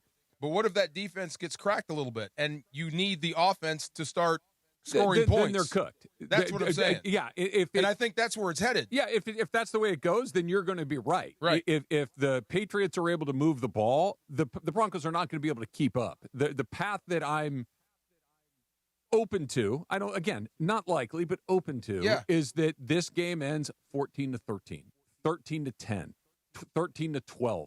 Like one of those games that just gets weird because nobody can move the ball. Right. And it comes down to a kick. It comes down to an interception. It comes down to a fumble. It comes down to a stop on 4th down. They're not going to beat New England 31-28. They're not going to do that. But they might beat them 13-12. That's what I keep coming back to. Block a punt, return something for a touchdown, something crazy happens. So for a career, he's 8 touchdowns, 8 picks. He hasn't thrown the ball that much. I believe 107 pass attempts. No, he's barely played. I take that back. 197 pass attempts since 2019. And I don't think he's attempted a pass, since 2023. So this will be a story if he does. And I was saying this in jest, and the more we get into it, I didn't know the numbers look like that. If Sean Payton gets by New England with this, it could overshadow what he did in New Orleans. You know what I mean? That means you can coach your butt off. It's a great story. If he can do it, then because look, Jarrett Stidham will get credit and he will deserve it if they pull a rabbit out of their hat. But most of the credit will go to Sean Payton. Most of the credit will go to the defense. Right. But it becomes an incredible story if, all of a sudden you have to go to a guy that hasn't played really at all. Like you just said, he's only played in a handful of games. You got to do that. It's right. It is. It stinks, but really it's the reality of it. And if they can find a way to just survive, that's an amazing accomplishment by Payton. But Funchy, where's that list you had of great backups? Listen to this list, and I want you to see where the outrage comes in. Go ahead. Okay, let me just wait for my computer to load right here. Okay, what's the list of? The backup quarterbacks to win a Super Bowl since 1985. Backup quarterbacks to win a Super Bowl since 1988. 2018, Nick Foles. I guarantee you some of them aren't even on your mental radar. Okay. Go ahead. Okay. Remember Foles? 2002, Tom Brady. Right. That doesn't count at all. Yeah. That first year it does. That does not count at all. It's that Tom first Brady. Year, not at that point. Come it wasn't. on, man. No. Yeah. Okay, go ahead. 2001. Mo Lewis launched Tom Brady's career. That does not count. 2001, Trent Dilfer. Okay, see, now I have a problem with this. So who was the starter that He was year? the guy? He was benched and became the starter Who's again. The guy, who's the guy that I he got forgot who it was. Let me wasn't look it Sean up. King, was it? It might have been. It might have been. Let me look that up. But that's iffy. But go ahead. That one, I'm with you on that one. Wait, On that one and not Brady? No, Brady was the backup Brady's that a Hall season. of Famer, is the best to ever do it. Not that year. Oh, my God, He was brand new. He had never played before he went into that game after Lewis nearly killed Bledsoe and collapsed his lung. Technically, you're right, but it's like I don't know. That's crazy. That's like King Tony Arthur. Banks was at quarterback that year. Tony Banks. Okay. Tony Banks, there you go. Yeah. Our old quarterback. Yes, your guy. Who else? Let me see I'm here. about to blow my stack. Go ahead. 2000, your boy, Kurt Warner. See? Does not count. He played the whole year. Thank you. Yeah. He still was the backup No, quarterback. I'm with DeMarco on this one. Oh, come on, man. When did Trent Green break his leg? Year. When did Preseason. Right. Yeah, like Kurt Warner played the entire year. From he snap started one every to game. last. Yeah, Yes. that doesn't count. Does not count. I'm with DeMarco on that one. Okay. 1991, Jeff Hostetler. That counts. That counts. That's the one. That when did actually Phil makes Simms sense. go out? When did Phil Simms go out? I think the first week of the playoffs. Yes, and then he steps in. And it's not this. The Hostetler comp is the closest thing to what we're seeing with Stidham. Yes. That Hostetler had not played very much. It was late in the season, if not in the playoffs. This is the closest comp to it. Now, it's a little bit different because, to your point, DeMar, Jeff Hostetler had been in New York for a little bit. He had gotten familiar with what it is. Backups. And they actually got some reps and all this other stuff. But the Stidham-Hostetler comp is the closest And thing then I reminded DeMarco, I don't know if Hostetler won that game because Norwood missed that kick that game. He absolutely did. They beat the Broncos. But again, he put them in a this is exactly the Stidham blueprint. It's not go out there and throw for 5 touchdowns. It's go out there and don't blank it up. Let your defense do your thing. Let Lawrence Taylor do his thing. The last Let time Otis they Anderson had a ball, do his thing. The last time he let had the these ball, guys they do had the it. lead. Yes, that was it. Yep. Right. One more in 1988, Doug Williams. Yeah, that counts. Who did he do? Was it Theismann? I think Jay it was Schrader. Jay Schrader. Jay Schrader was at the end and was beat up. Yeah. And Doug took Jay over Schrader, yes. and didn't give it back. But I'll give the Doug Williams. Here's the difference. Doug Williams had been a starter in the league for a really long time. Right. That's what I mean about Brady. It was the embryo stage of a Hall of Fame run. Come on. I don't know if you're doing this on purpose. Tom Brady played in like 4 games prior to that Super Bowl. Doug Williams had started like 50. No, I'm with you. Same thing. No, I mean, totally different. It's a bona fide guy. It's Doug Williams. He was the franchise dude. But it's not the same. It's Tom. I will never call Tom Brady the backup. Never. Even if he was, I would never call him the backup. It's Tom Brady. You just messed up and didn't play him sooner. Sure. I'm serious. Great list though, but kind of bogus. We'll see if it happens. This will be fun, and for the I guess the sizzle of it all, I hope obviously the Rams win it. It would be nice to revisit that Rams-Patriot rivalry. Yeah, 3rd time. Yeah, that brings a lot of people back into it. A lot of things. You'll hear a lot of stories. Spygate comes back in. Brady's going to call the game, isn't he? No, he's calling this one in Seattle. No, this is NBC this year. No, Brady's calling this game in Seattle, I think. No, it's NBC. I could have swore right? he said on Am I TV. wrong? I think on TV he's going to call the game. Let's see. Which would be cool. Speaking of Brady, though, yeah, your argument is that you know it's Tom Brady. He's not a backup. It's Tom Brady. However, did you know Tom Brady was going to become? Hell no, exactly, not at all. But it's but now that we know what we know, Tom Brady's not calling the game. I thought he was. No, okay, it's never NBC. Mind. Okay, so but now that we know what we know about him, that's not surprising. But I'm saying we had no idea. This is an insane conversation. I'm just saying that's weird list. Anyway, where are we going next? Pachanga pick of the week. Oh, we got the Pachanga pick of the week. Yes, sir. I mean, there's only 2 or 3 games that are worth picking this week. You got anything else out there? Sure. Patriots, Broncos, Rams, Seahawks, Lakers. Okay. Yeah. Fine. I believe we need wow 7 me for this next. one. DeMarco and Travis. Wow you, but I'll come up with something. Wow me next. DeMarco and Travis, ESPN LA. The road to the Lombardi runs through Yamava, and this Sunday, January 25th, is your chance to win the Ultimate Super Sunday Prize. Join Cappy Morales-Bergman and producer Lindsay at the 909 Sports Bar for the AFC and NFC Championship games. Show up and sign up for your chance to win a VIP Super Sunday experience and a one-night stay at Yamava. Be there this Sunday at Yamava Resort and Casino to watch and win. Spots are limited. Reserve your seat right now at ESPNLA.com. Are you in? ESPN LA is hooking you up with a legendary night of music. We're giving away tickets to see John Mellencamp live at the iconic Hollywood Bowl August 10th. We're giving away tickets all day long today. Just keep listening for the cue to call. Then be caller number 7 and win. ESPN LA and Live Nation, bringing you live music in LA. Here's something I learned firsthand. A lot of ERs don't have pediatric specialists. But did you know that Children's Hospital Los Angeles is the go-to for complex cases? When my son Danny had a scary fall and later developed Bell's palsy, other ERs called Children's Hospital Los Angeles for their guidance. Their expertise isn't just in-house, it's a resource for the whole community. When it comes to kids' emergencies, CHLA is the MVP that other hospitals turn to. Visit chla.org to learn more about their expert care today. John Ireland here for Blue Ice Huckleberry Vodka, crafted with real mountain huckleberries, Idaho State fruit. Think blueberries, but richer. Try pairing it with lemonade. So refreshing. Blue Ice Vodka, because taste matters. We've all said it for years. The Monday after Super Sunday should be a holiday. And this year, Yamava Resort and Casino is making it happen. This Sunday, January 25th, join Cappy, Morales, Bergman, and producer Lindsay at the 909 Sports Bar to watch the AFC and NFC Championship games. Show up and enter to win a VIP Super Sunday experience. A free room, incidentals covered, plus our Super Sunday watch party and the Monday after, live from Yamava. Be there January 25th at Yamava Resort and Casino to watch and win. Prizes, flyaways, even cash money. You want it? We've got it. Find a list of all contests and official rules by visiting ESPNLAcontests.com. That's ESPNLAcontests.com. And straight to the championship with a brand new truck from Northridge and Wondrous Toyota. Lease a brand new 2025 Tacoma for just $84 a month for 36 months plus tax, only from Northridge and Wondrous Toyota. You got a trade-in? Your ride could be worth more than you think. So get in the game with Northridge and Wondrous Toyota. They make it easy. Tacoma model 7162G, VIN number 3TYJDAHN 1ST037657. Base excludes tax, title, license, registration fees, dealer options, and charges. $59.95 due at signing. $84 per month. Offer expires 1/31/2026.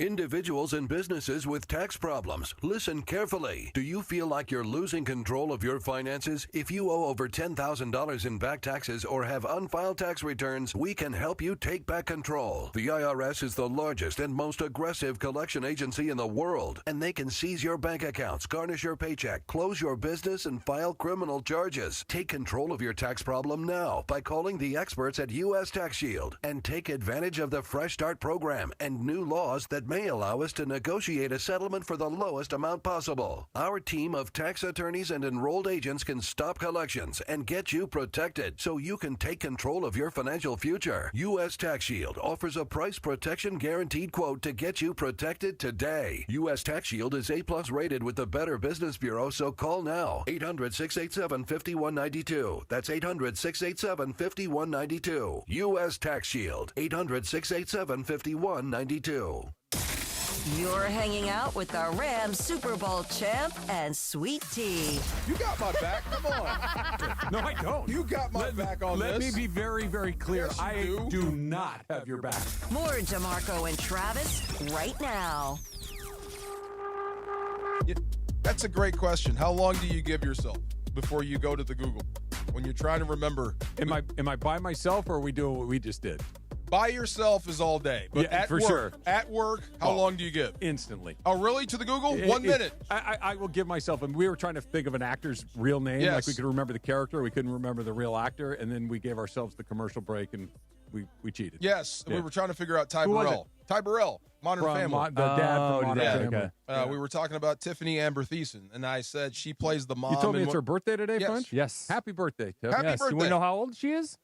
I don't care. I'm going to guess. Go ahead.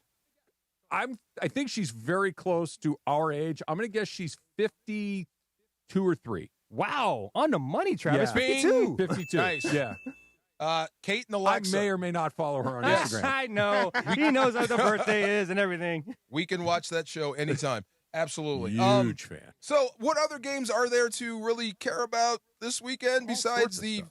What about the Lakers play? I guess There's I have golf. tunnel vision. There's all sorts of stuff. Okay, well, I have tunnel vision. The only thing that matters to me is what goes down in Seattle this week. Yeah.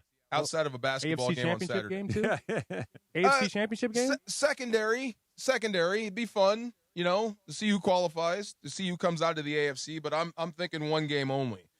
So if I had to pick one, that's my Pachanga pick of the week.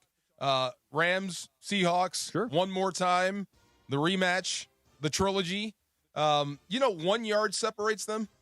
1 point separates them, too. 1 point. It's 1 crazy. yard, 1 point. Best defense versus best offense. Yep. This is a dream Two matchup. very good coaches. Yes. One guy is probably already put together a Hall of Fame resume, and if he goes to the Super Bowl again, it's over. It's historic is what it is. Hey, first of all, Sure guys, is. we gotta get a caller 7 first to call in. Go ahead, give the number. 213-799-0139. 213-799-0139. Yes, call in with your temporary Pachanga number. pick of the week, and we'll pick number 7, right? Correct? Yes, sir. Thank you very much. The more you talk about it or think about it, the more they put on this game, and the more pressure it just keeps mounting. By the time you get to game time, a lot's going to be at stake, and I wonder what haven't we talked about that we're going to see on Sunday. What are we missing? Special teams? I don't think it's. I think it's just going to come down to a good bounce or a bad bounce, depending on which side you're talking about. It's or somebody getting knocked out of the game. Could be that. Yeah. And again, I put that in the category of bad luck, right? Right. And quite frankly, you never want to characterize it like this, but that's good luck for the other side, right? That if a really important player is unavailable to play, then that's good fortune for one side and terrible luck for the other. But it could be something as weird as that 2-point conversion we saw, where it's like, wait, what happened? And I get it. They I guess technically they got the rule right, but it was one of those, that's just bizarre. That nobody game plans for anything like that. Stuff just happens. It could be an interception. It could be a fumble. It could be a special team snafu. It could be a 60-yard field goal. Could be a fight. Could be a bad penalty at the worst time. Like, I don't think either one of these teams is going to go out there and just walk the other team up and down the field. They're both too good.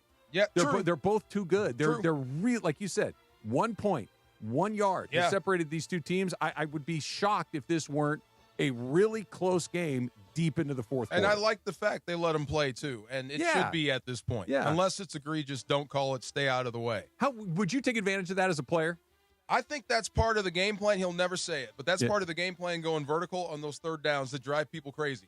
Like, instead of going for the sticks, you're going for the end zone. Because you think you might get a flag? You're getting man coverage, and you're forcing that guy to make a play, and they're just not getting the calls. What about when you were playing? Like, if you knew, hey, look, this is an NFC championship game. This is a playoff game. They're going to let us go. Would you do things that you wouldn't typically do? Absolutely. Yeah. Of course. And the whole point on that is, and this is the Jalen Ramsey thing when talking about his approach to the game, he always starts out as physical or as dirty as he's going to get and works backwards. Okay. Because if they let him get away with it, that's what he's going to stay that way. I remember Eric Davis when we were doing, pre-half and post, and he was part of the team, that he said something to me that always, he goes, they're not going to call a penalty on every play. There you go. And he goes, they're going to let you get away with a bunch. They're only going to do it when they have to do it. True. So establish early. We'll see. It's going to be physical. So how you defend Smith and Jigba is how they're going to defend Puka. If you're getting handsy, they're going to get handsy. ways. That's how it works. Hey, we got someone on the line, Max from San Diego. Max from San Diego. What's up, man? What's going on, guys? Hanging in there. What is your pick of the week? For what? Your Pachanga pick of the week. Wow. There we go. That was it? Yeah. Okay. For what? I don't think that wins. What? Did I miss the joke? I don't get it. I don't know. Did I miss the joke, Punchy? No, there's no joke. There's he no was making joke a for pick, that? and he's making a Pachanga For pick what? of the week. Okay, well, you give me yours. You had one. What's your pick of the week? Well, there's just, I'm a golf guy. I love watching golf, and Scotty Scheffler's playing for the first time this week out in the desert. The Amex Championship, which is a weird tournament because you have to shoot like 900 under to win the thing. Yeah. There's no wind. The weather's perfect. The courses are perfect. So everybody goes out there and makes 1 billion birdies. And it's like the first real golf tournament of the season. So I'm excited to see that. Yeah. I'm always excited to see, especially when a guy, Scheffler's number 1 player in the world, always excited to see. You were a Scheffler fan. I am a Scheffler fan. Close to Tiger fandom? Not within 100 miles within Tiger. What about ability-wise? Not even close? No. He can play. He's as close to Tiger from a winning thing in a while, but from just a the mentality. I can't stop watching. Tiger was one of one. We'll never get another one of those. Do we have another caller? Or Funchy's on the line? On the line with one right now. Is now. this the same guy? It's not. I didn't get the joke.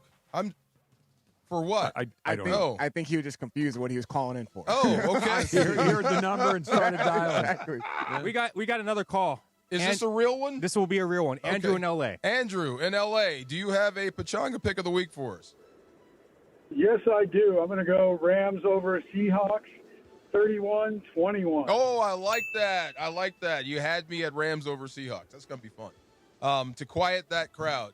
I am so happy the Rams have gone through the road schedule they've gone through because it's prepared you for this. Yeah. And you've gone through mildly bad weather to horrible weather, and now you're It's just ready going to for be kind of Seattle. cold. Yeah, but nothing crazy. It's been the 40s. You got to bring equipment. You know how to use it. You know what's going on. You've got a great game plan for wet ball. You are as prepared for this game as any other. The only thing that stands out that we haven't talked about is you've played 3, they've played 2. Yeah. And it's late in the year. Yeah. So definitely late in the games. I heard this. I forgot who it was. Oh, my God. It might have been Sean Payton listening to his old comments. When you have the week off, it usually shows up in the second half.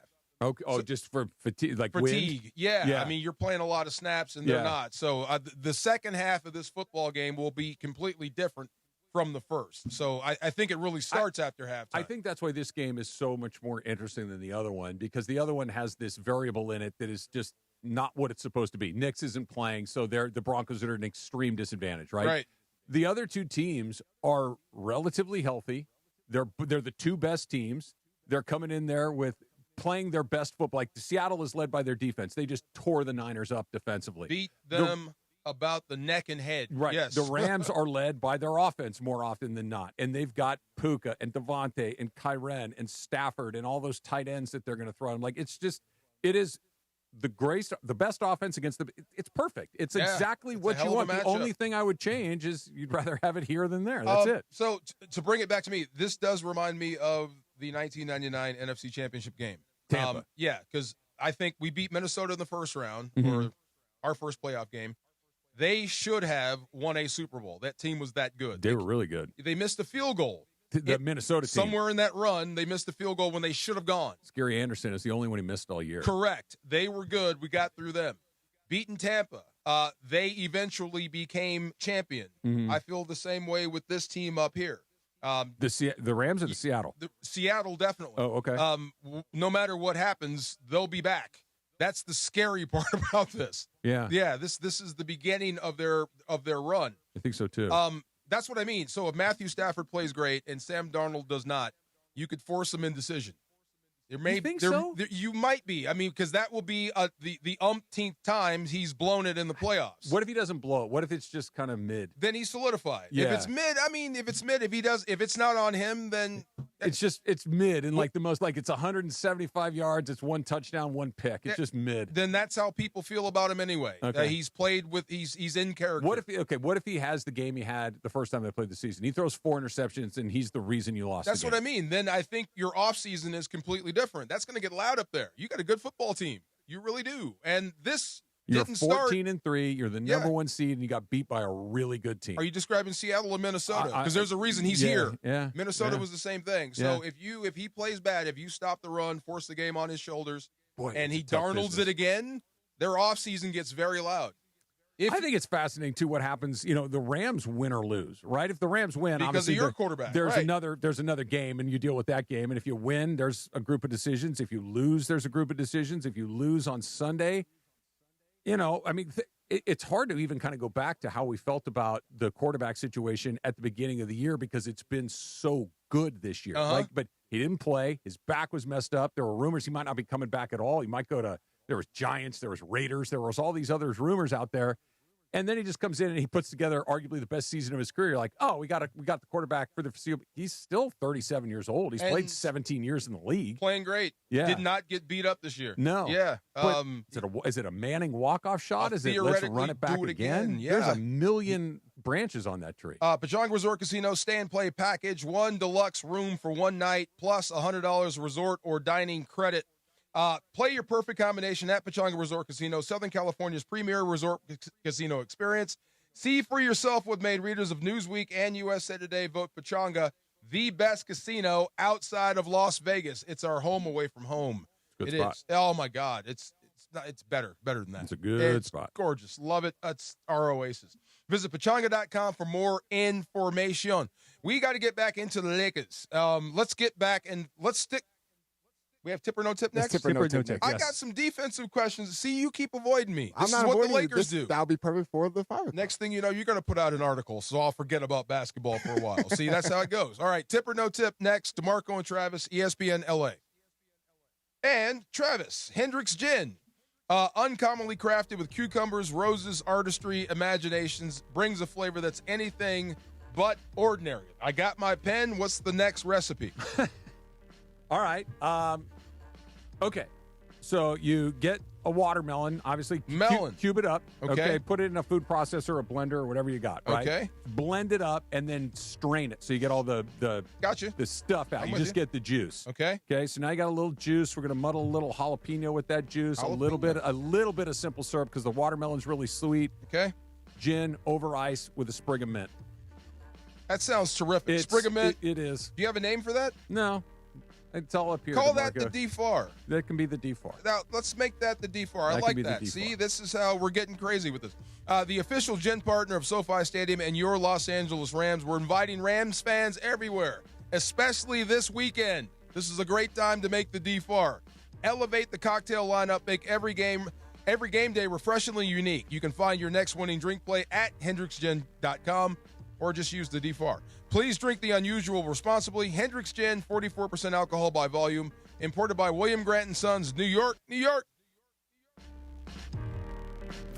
We've all said it for years. The Monday after Super Sunday should be a holiday. And this year, Yamava Resort and Casino is making it happen. The road to Lombardi runs through Yamava. And this Sunday, January 25th, is your way in. Join Cappy, Morales, Bergman, and me, producer Lindsay, at the 909 Sports Bar to watch the AFC and NFC Championship games with us. Everyone who shows up is entered to win a VIP Super Sunday experience, a free room, incidentals, plus our Super Sunday watch party and the Monday after, live from Yamava. Be there January 25th at Yamava Resort and Casino to watch and win. You in? Hey, it's Mace. The big game is almost here, and there's no better way to cash in during America's biggest sporting event than Prize Picks, where it always feels good to be right. And since the big game is right around the corner, that also means it's your last chance to get into football action before next season. On Prize Picks, you simply pick 2 to 6 players, pick more or less on their stat projections, and submit your lineup. Prize Picks also has early payouts. If your lineup gets off to a hot start, you now got the option to cash out those winnings before the game even finishes. You can also copy lineups with one click with the new social feed. Don't miss any of the action this season with Prize Picks, where it's good to be right. Download the Prize Picks app today. Use code MACE, M-A-S-E. $50 instantly in lineups when you play your $5 lineup. That is code MACE on Prize Picks. $50 instantly in lineups when you play $5. Prize Picks, it's good to be right. Got to be present in certain states. Visit prizepicks.com for restrictions and details. Progressive knows there's no one more important to your team than your pet. They're like your top draft pick.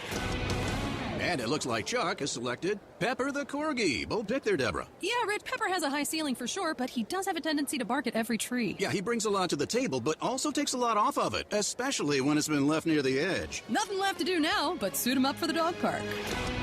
Protect your top draft pick from injury and illness with Progressive Pet Insurance. Get a quote at Progressive.com. Progressive Casualty Insurance Company affiliates of third-party insurers. Not available in all states or situations. Covered subject to policy terms. Talk about stepping up. It's time to level up your game. Introducing the all-new ESPN app. All of ESPN, all in one place. Your home for the most live sports and the best championship moments. The electricity is palpable. Step up your game with no annual contract required. It's the ultimate fan experience. Level up for more on the ESPN app or at stream.espn.com. Sign up now. And it is the DeMarco and Travis Afternoon Show. 4 o'clock in the Southland. You know what that means. Time for Tip or No Tip. Tip or No Tip. With producer Laura. And Tip or No Tip on the DeMarco and Travis Afternoon Show. Presented by LA Care. LA's most affordable health plan. Part of our community offering Medi-Cal and LA Care covered. And connecting Los Angeles to trusted, affordable care and support. Learn more at lacare.org. Tip or no tip time. Take it away, producer Laura. Yeah, Laura. I'm just kidding. Not Laura. Just kidding. Real quick about tips. I think the coolest thing is when restaurants or personal services companies, whatever, when they have a suggested tip scale. No. Yeah. No. I like that. It makes it easy for me. No. I don't like the fact that I'm picking up food and they're asking me for 20%. Well, then don't hit the button. But they make you hit the button. No, you don't. Yeah, they do. And they look at you if you don't hit the button and everything. They judge and everything. Come on, man. I'm with you. The 20% on a takeout order because I had to do that last night, man. Go to other and put in whatever number you like. Just drop in $5 or $10 or whatever it is. And they look at you if you don't. Nah. Well, I do agree with you that if you do nothing, that's not cool. But you don't have to go. They didn't do anything other than. But somebody boxed it. Somebody bagged it. This is what I did yesterday. I put 0 tip and I gave them a couple bucks. Okay, cash. you did something. Yeah, you good. You swing through. You grab the order. How much are you leaving for? Swing through, grab the order like a Chipotle. Yeah. You just grab the bag and you're ready to go. Couple bucks. Yeah. Yeah. What do you do? 5 or 10. Yeah, a couple bucks. Yeah. Somebody bagged it. Yeah. It's there. Exactly. Somebody bagged it. Somebody put it over there. Somebody made it. Yeah. All right, guys. So I sent you guys a picture of William Shatner. Yes. Captain Kirk. He's eating cereal while he drives. What's up with that? You like that? Yeah, right? Well, this is literally this week on TMZ. He was caught at an LA stoplight eating cereal. He's 93 years old. Because it's Shatner, it's funny. It's funny. Yeah, it is funny. But he's getting down on that Raisin Bran. I'll tell you that. What's the problem? You guys can't eat and drive? You can't be doing this. What do you mean you can't eat something with your spoon or a fork when you're driving, man? I'm with you. You know, so basically tip or no tip. Do you eat something with a spoon or a fork when you're driving? Tip, absolutely. I mean, he could be at a stoplight, and you grab a couple of bites, and then when you start moving, you said he was at a stoplight. At a light. Yes. Then when you start moving, you put the bowl down, hold it with one hand, and drive. But the stoplight's going to turn green. You're going to start moving again. Then you put the bowl down, hold it with one hand, and you drive with the other. I've had too many. I'm not getting in a car with you. And then when you get to the next stoplight, you get 3 or 4 shovels in there. Let's not bury the lead here. The man's 90-something years old. 93 years old. 93 years old. That Raisin Bran. I would very much like all of my 93-year-old drivers to have 2 hands on the wheel. Okay, but he's not rolling. He's at a stoplight. He's fine. If he's anything like me, the ability to resist your food in the car is difficult. He's 94. He's got to eat when he's got to eat. You know, he's got to. It looks like it's Raisin Bran. I'm okay with a sandwich, a burrito, a Coke, or something that's a one-handed item. French fries, you can pour them in your mouth. Exactly, man. See, some people can snowboard, some people can't. I just got to. I need to know something though. Bunch mentioned Raisin Bran twice. I love Raisin Bran. There's a lot of other cereal, so I want to know, Bunch, is there like a problem with Raisin Bran? No, he's right. It looks like Raisin Bran. It does look like a Raisin Bran. I bet it is Raisin Bran. I bet it is. He's 94. See the little raisins in the. That man needs his fiber. Picture D. It is Raisin Bran. Yes. 100% is. That man needs his fiber, okay? Yes. Who doesn't? Sometimes it will bust concrete. Yes, there we go. Just all right. Raisin Bran and a cup of coffee and get ready. I guess everyone's new darling is Indiana coach Kirk Cignetti. Yes. So now he claims that he's been eating Chipotle every day for basically since this Indiana run, this title run. Sounds like Mason. He says he went to Chipotle over 500 times during the Indiana title run. I believe it. Yeah. And what is that, like 4 or 5 months, right, basically? Mm-hmm. So Chipotle gave him his own bowl. Okay. Based on the order that he's been using. I can't wait to hear this. Do we know what's in it? Yeah, we do know. Let me just open up my thing right here. And, yes, he has his own bowl, which is called the I Win Bowl. The I Win Bowl. I Win Bowl, okay. Yes. And it is basically the most boringest bowl that you can get at Chipotle. It's brown rice, chicken, black beans, and a side of guacamole. Yeah, it's kind of boring. Yeah, it's no kind of boring. cheese, No lettuce, cheese, no nothing, no salsa. No salsa. Nothing. No pico. Nothing. Yeah, no. I mean, are we surprised? Like seeing Kurt Cignetti, does it look like he's spent a lot of time figuring out his order? To him, food is a chore. Yeah, it is nothing but a necessity that he needs to put in his body so he can go break. So if you go to the 90 Chipotle hours. app, they got this bowl, the I Win Bowl, which is basically the concoction that's of this. Depressing, man. So like let's just have a DeMarco bowl, a DeMarco combo, a Travis bowl, a Travis combo at a fast food joint. What's it going to be? Oh my God! Yeah, let's figure this out. Like a bowl? It could be a bowl. It could be a combo. Can I it could go be first? a sandwich. A sandwich. Go ahead. Go ahead. I'm ready. Yeah. We're going to do it at In-N-Out. Here we go. It's going to be a double with chopped chilies, animal style fries, and a Neapolitan shake. Man, the Travis meal. It's gorgeous. The Travis meal. That just sounds great. I know. Sounds really good. A little bit of everything. Oh my God, Yeah, man. A little bit of everything. I got nothing. I don't know, a bigger plate at Panda Express. What? Some orange chicken? Double orange chicken. Orange chicken. All chow mein? chow mein. No rice. No rice? Okay. Really? All No chow mein. I don't hate You're this just like bowl my wife. so far. And why are you giving me the thumbs down back there? Hey, don't yuck my yum, bro. I love it. It's good. And give me the teriyaki chicken on the way out. Oh. No sauce. There we And go. you're eating it in the car while You you're wanna throw a driving, couple too. Yes. Many times. Look, it's your bowl. You get it how Yeah. you want. Can I just offer a suggestion? Sure. Throw a few egg rolls in there. Nah, do that. Oh, yes, It's please. perfect. He can't do that while he drives. The too, only and- time, I swear, the only time I drink a cherry Coke ever is when I have that. Oh, yeah? For some reason, it just goes with it. I don't. Yeah, sure. Yeah, it just goes I'm with it. Why Yes. no egg rolls? Are you an anti-egg roll? That's enough food. That's a lot of food. What? Maybe you could eat them later. Double orange chicken? Chicken egg roll. Says a guy that played defense in the NFL. That's enough. That's enough. You and I'll put egg rolls on. DeAndre, what's the DeAndre meal? DeAndre combo, sandwich, bowl. So it does have to be for one specific, restaurant, or I kind of gather from others. And you're going to do like a Frankenstein meal. Because I love Five Guys. I know it can be one of those. It is. Yeah. Well, you eat at Erewhon, so I'm not surprised. So I definitely would go get a Five Guys burger, double cheeseburger, throw some bacon on it, and they got some grilled onions. And I like to throw some A1 sauce on that. And then if I can switch up the fries, I want to do some Parmesan truffle fries. Oh, fancy. Ooh. Yeah. Ooh. I didn't. Erewhon. DeAndre's a little fancy pants. I always forget this stuff. Ooh. Yeah, I'll take the truffle fries, Truffle please. fries. Where do you get truffle fries from? Usually, at steakhouses will have some Okay. truffle Good fries. burger in places there. have truffle fries. Truffle fries? Yeah.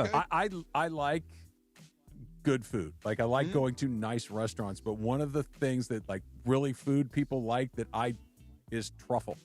I know it's an incredible delicacy. I know they're very expensive. Go get them, Tiger. But here's the thing. When it has truffle oil in it or pieces of truffle, it's the only thing I taste. I don't taste anything but the truffle. Right. And it just overwhelms everything else that's in the dish. That's my opinion. What? I could be wrong. Love it. Yeah. What about would you, be Funches? yours, Funchy? First of all, This is going to Which be gas good. station are we going to first? No, Yes. we're going to go Frankenstein. I guess if DeAndre can do Frankenstein, I'll do Frankenstein. Frankenstein. I'm going to do just the Travis, the double with the chopped chilies, no tomato, extra spread. Okay. I'm going to do 10 piece of chicken McNuggets from McDonald's with the French fries. Nice. What sauce are we getting for those nuggets? Oh, man. Hey, Hot mustard, sweet and sour. Great. And then also maybe 2 tacos from Jack in the Box. Okay. You know what? Yeah. That's not bad. We can go do that. Yep. Yeah.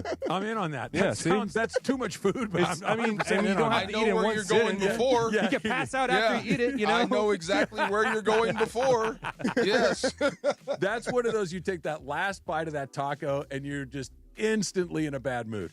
Just instantly regret and misery. Nothing wrong with that. Okay, No, so that sounds amazing. So when I get those Jack in the Box tacos, you guys might call me gross for this, but for some reason, the ranch at Jack in the Box, and you dip it in the Oh, my God, For some you're reason, gross. for some reason, it's good. Yeah. I don't know what it is. Wow. It is good. Look, I know it's kind of juvenile or whatever, but you put ranch dressing on anything and it's pretty good. Pretty good. Yeah, On your shoe. there's not too many things that you dip in ranch A1 dressing sauce that gets on anything, worse. it tastes good. That Yeah, too. that- A1's another. You know what A1 sauce is really good What? at? A baked potato. It is. Yeah. It's so Wow, good. It is, really? yes. Oh, my goodness. Okay, Yes. well, we got to get back to this because we had ketchup on eggs. Remember that? We had that Yeah, discussion. I'm out on You're that. kind of out on that, but there are several want people in this sweet room that eggs. might be The in. kids I in the want studio savory here. egg. Me and him. Yeah, the kids in the Ed's- studio. Okay, that's disgusting. Yeah, I thought it was good, but somebody could see it another way. That was LeBron's quote about his relationship with Jeannie Buss. Yep. Travis has some interesting thoughts. You're starting to turn me. We'll tell you what those are next. DeMarco and Travis, ESPN LA.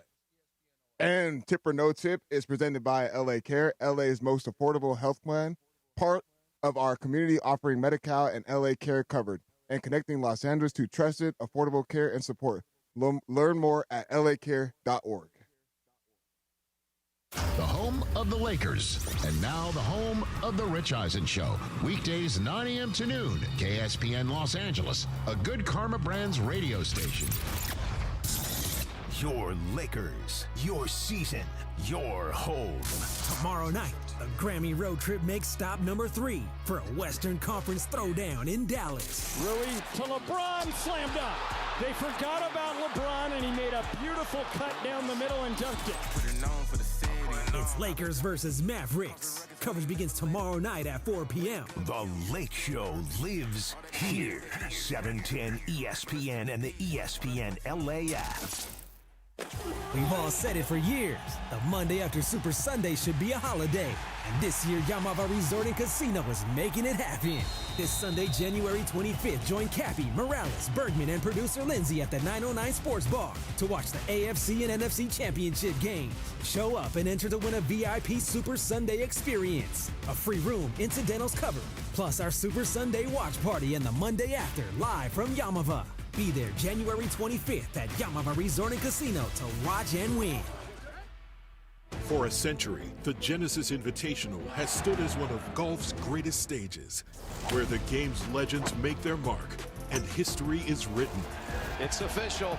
The round that will long be remembered. Oh, yes! Ludwig Oberg. February 19th through 22nd, celebrate 100 years of championship golf. Experience the drama, the tradition, and the moments that define the Genesis Invitational. Get your tickets now at genesisinvitational.com. George Chevrolet starts the new year with big Chevy truck savings. Save $11,000 off MSRP on the 2026 Chevy Silverado 1500, or up to $6,500 off select 2025 Silverado 2500 HDs. George Chevrolet makes it easy to save on the trucks you want. Visit George Chevrolet up the 91 Freeway, Lakewood exit in Bellflower, or shop GeorgeChevy.com.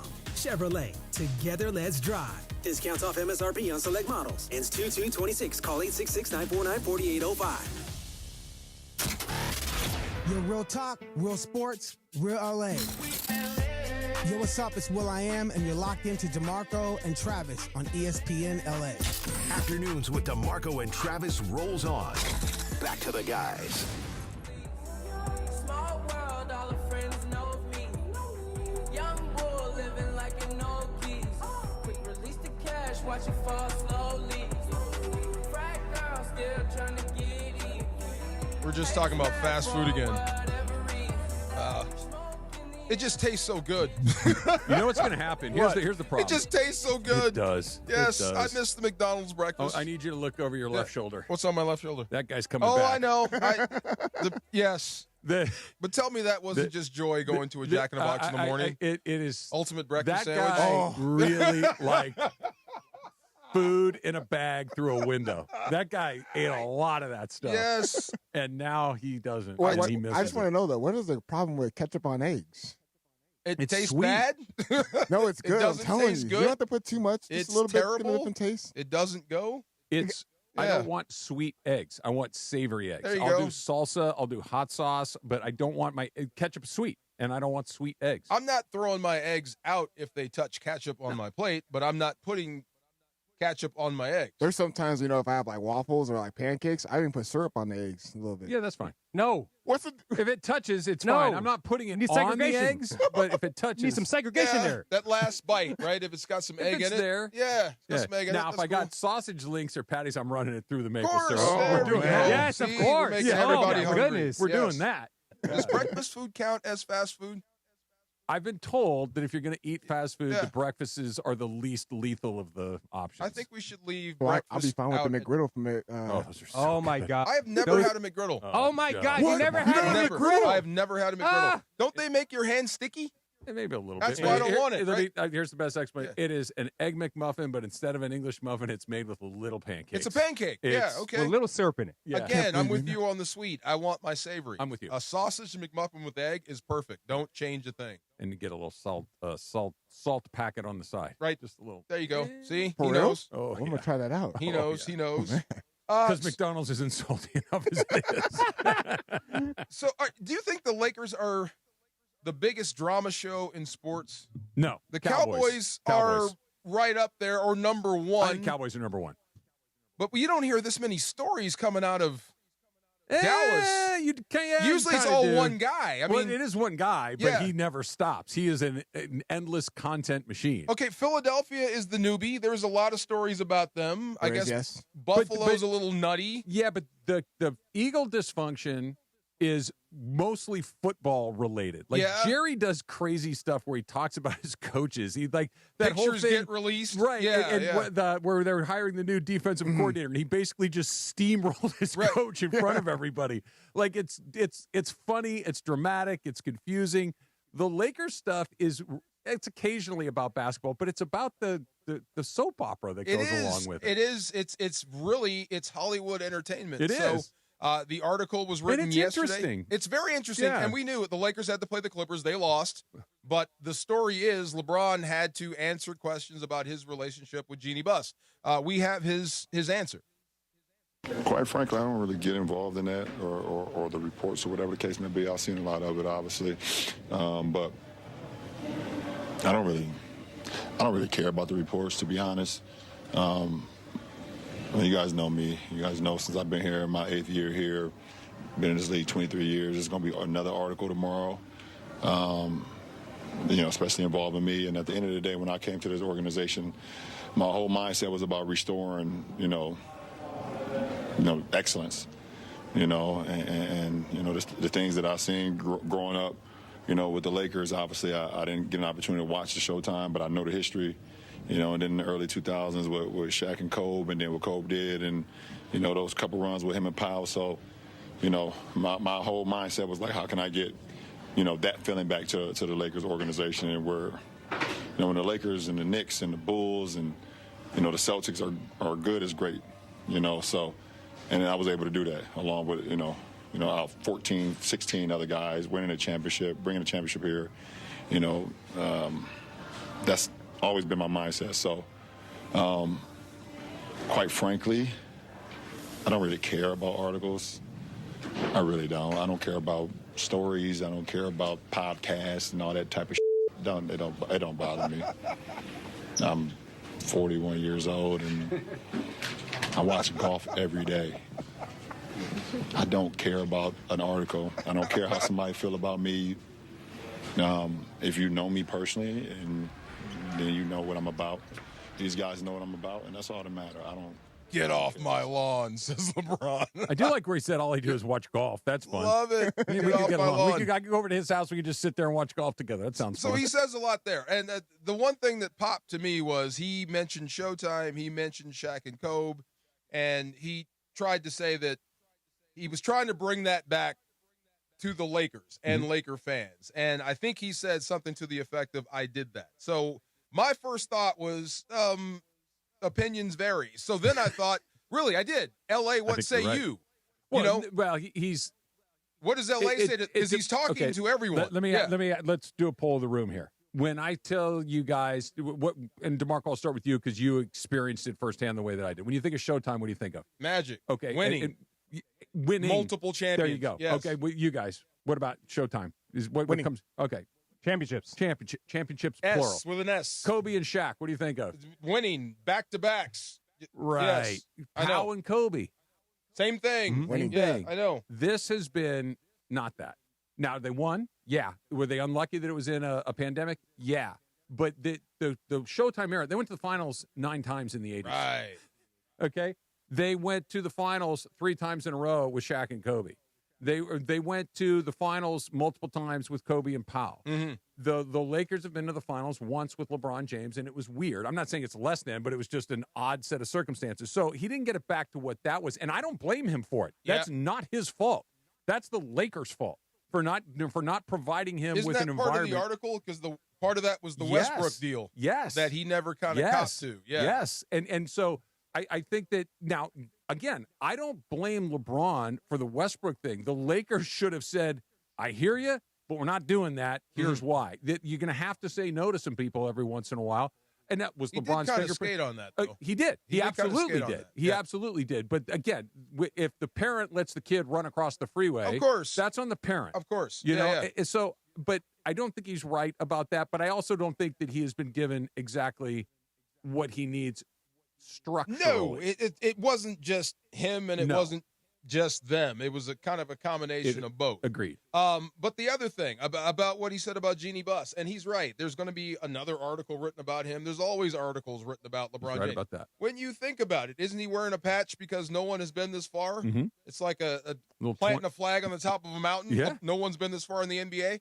So I would bet that no one's had more articles written about them than LeBron James. Well, yeah, and that's the thing.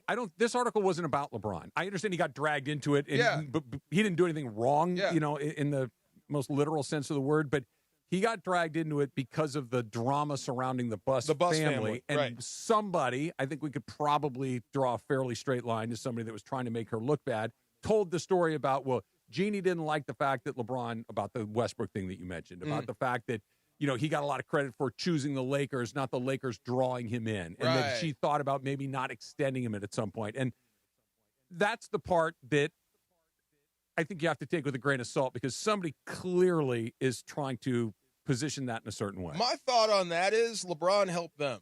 And I'm okay saying I could be dead wrong. 100%. I could be dead wrong, but that's how I feel. LeBron coming here helped them. I couldn't agree more. Yeah. They were legit a lottery team before LeBron James came here. Yes. Like, the whole Lonzo Ball, the whole, all that's. He could have gone wherever he wanted, and he chose to come here. And it wasn't necessary. Now, you could argue that one of the reasons he decided to come here is because the Lakers had built the brand that they've become, and that he wanted to be a part of that. But it wasn't like there was this thing that was turnkey, he's going to walk into and they're going to start winning championships. They had to build the thing, from scratch, basically. The part that I thought that was the most interesting about LeBron's comments were when he said, and Funch, you have the second part of this, right? It's kind of right off the top of this. I thought it was good, but somebody can see it in another way. So it's always two sides of the coin. That's the part to me that I think is the most interesting. That when asked about the relation, the piece suggested that the relationship between LeBron and Jeannie was not ideal. He was asked about that, and his answer was, "Well, I thought it was good, but other people can see things other ways." That leaves a little bit of wiggle room there. That allows me, as somebody that reads this stuff, that thinks about this stuff, to say, well, do you think she felt differently? And if so, why? And do you think you did anything, as opposed to just saying if and again, LeBron is a great interview. He's a great quote. He's a thoughtful guy. And I give him all the credit in the world for talking as often as he does, because everybody wants time from him all the time. So credit to him. But if he really just wanted to squash this thing, it's, Jeannie and I are fine. I don't know where this stuff comes from. I love Jeannie. We're fine. Jeannie and I are like this. Next question. I guess there's more room to dig in, but I just don't know where you go. Like, you have follow-ups. What do I ask? I told you, from my perspective, I'm being LeBron. Yeah. From my perspective, I thought everything was cool. And I told you earlier, I am friends with people, like best friends, with people that hate each other. And I didn't know. You could be right. I had no idea. From my perspective, I thought you guys loved each other. We hugged it out. I got pictures of us kicking it.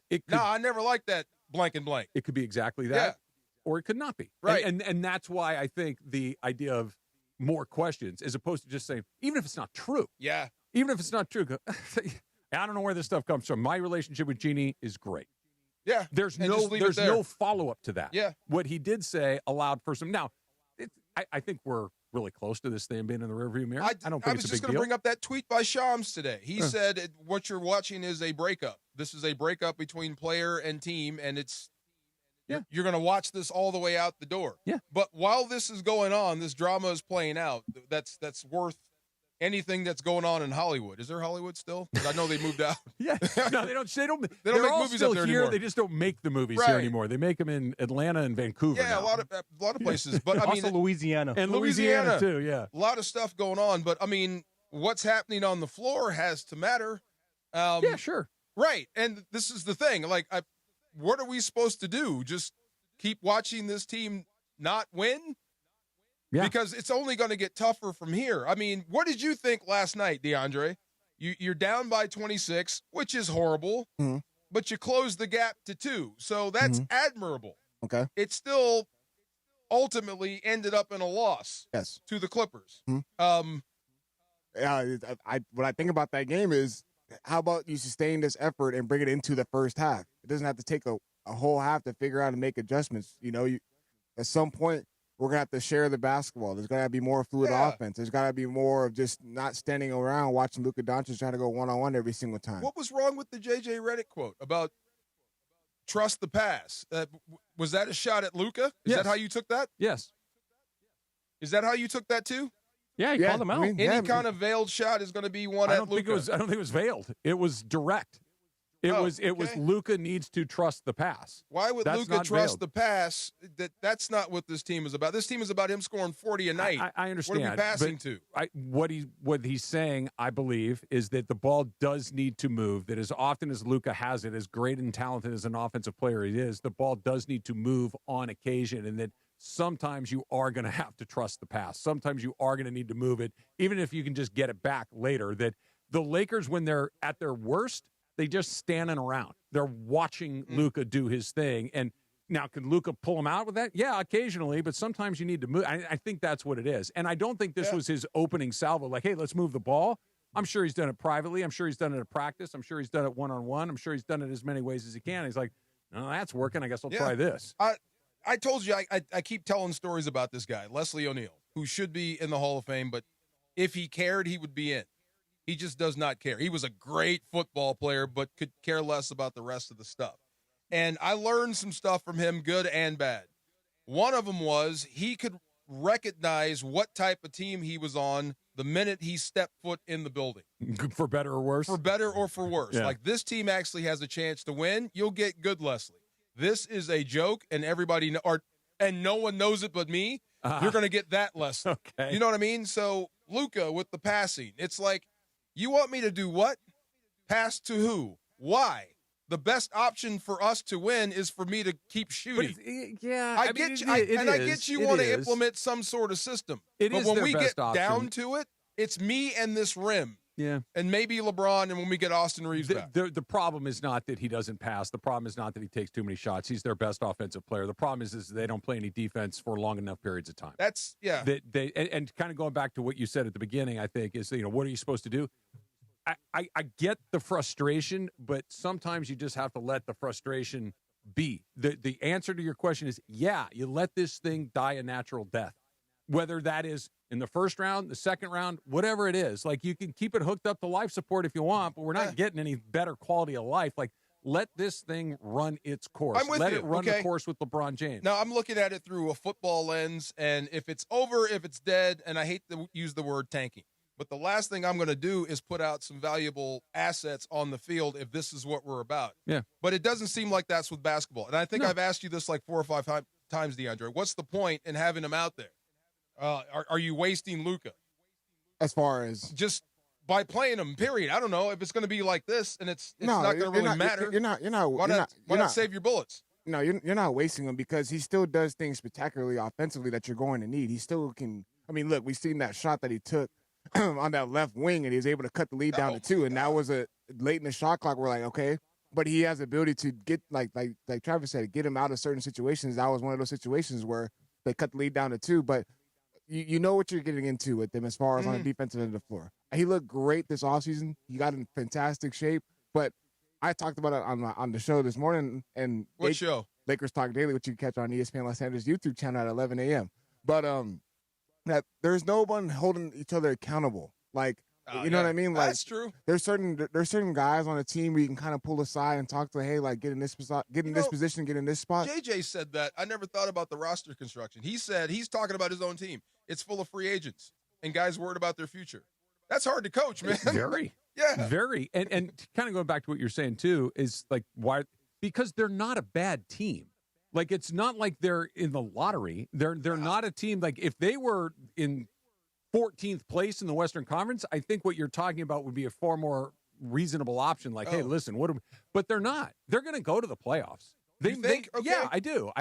They're one of the 8 best teams in the Western Conference. I don't think there's any question about that. Offensively, no doubt. But even with their really bad defense, they're still one of the 8 best teams in the Western Conference, in my opinion. They're going to go to the playoffs. You get a chance to go to the playoffs, you compete, you do everything you can. It's not like you pack it in, but I also don't think that you spend money that you don't have to spend to just play a little bit more and still go out at the same point. It's like that's the point that I'm talking about. I'm not saying don't do anything. I'm just saying don't do anything that will potentially I'm with be you there. useful at the end of the year. I'm with you there. Yeah. I want a clean sweep. Like, is there one trade out there that's going to put them in the upper echelon of the West? I don't see it. I don't see it either. Well, I mean, Giannis, but exactly. that's one thing. Yeah, but that's weird too. Yeah, that's like a very long, I'm with you on that. Don't do anything until you can really do something. Yeah. But you can like tighten up a lug nut. Look, 100%. You can change a spare tire. If they play the way they played in the second half against Denver, if they play the way they played in the second half against the Clippers,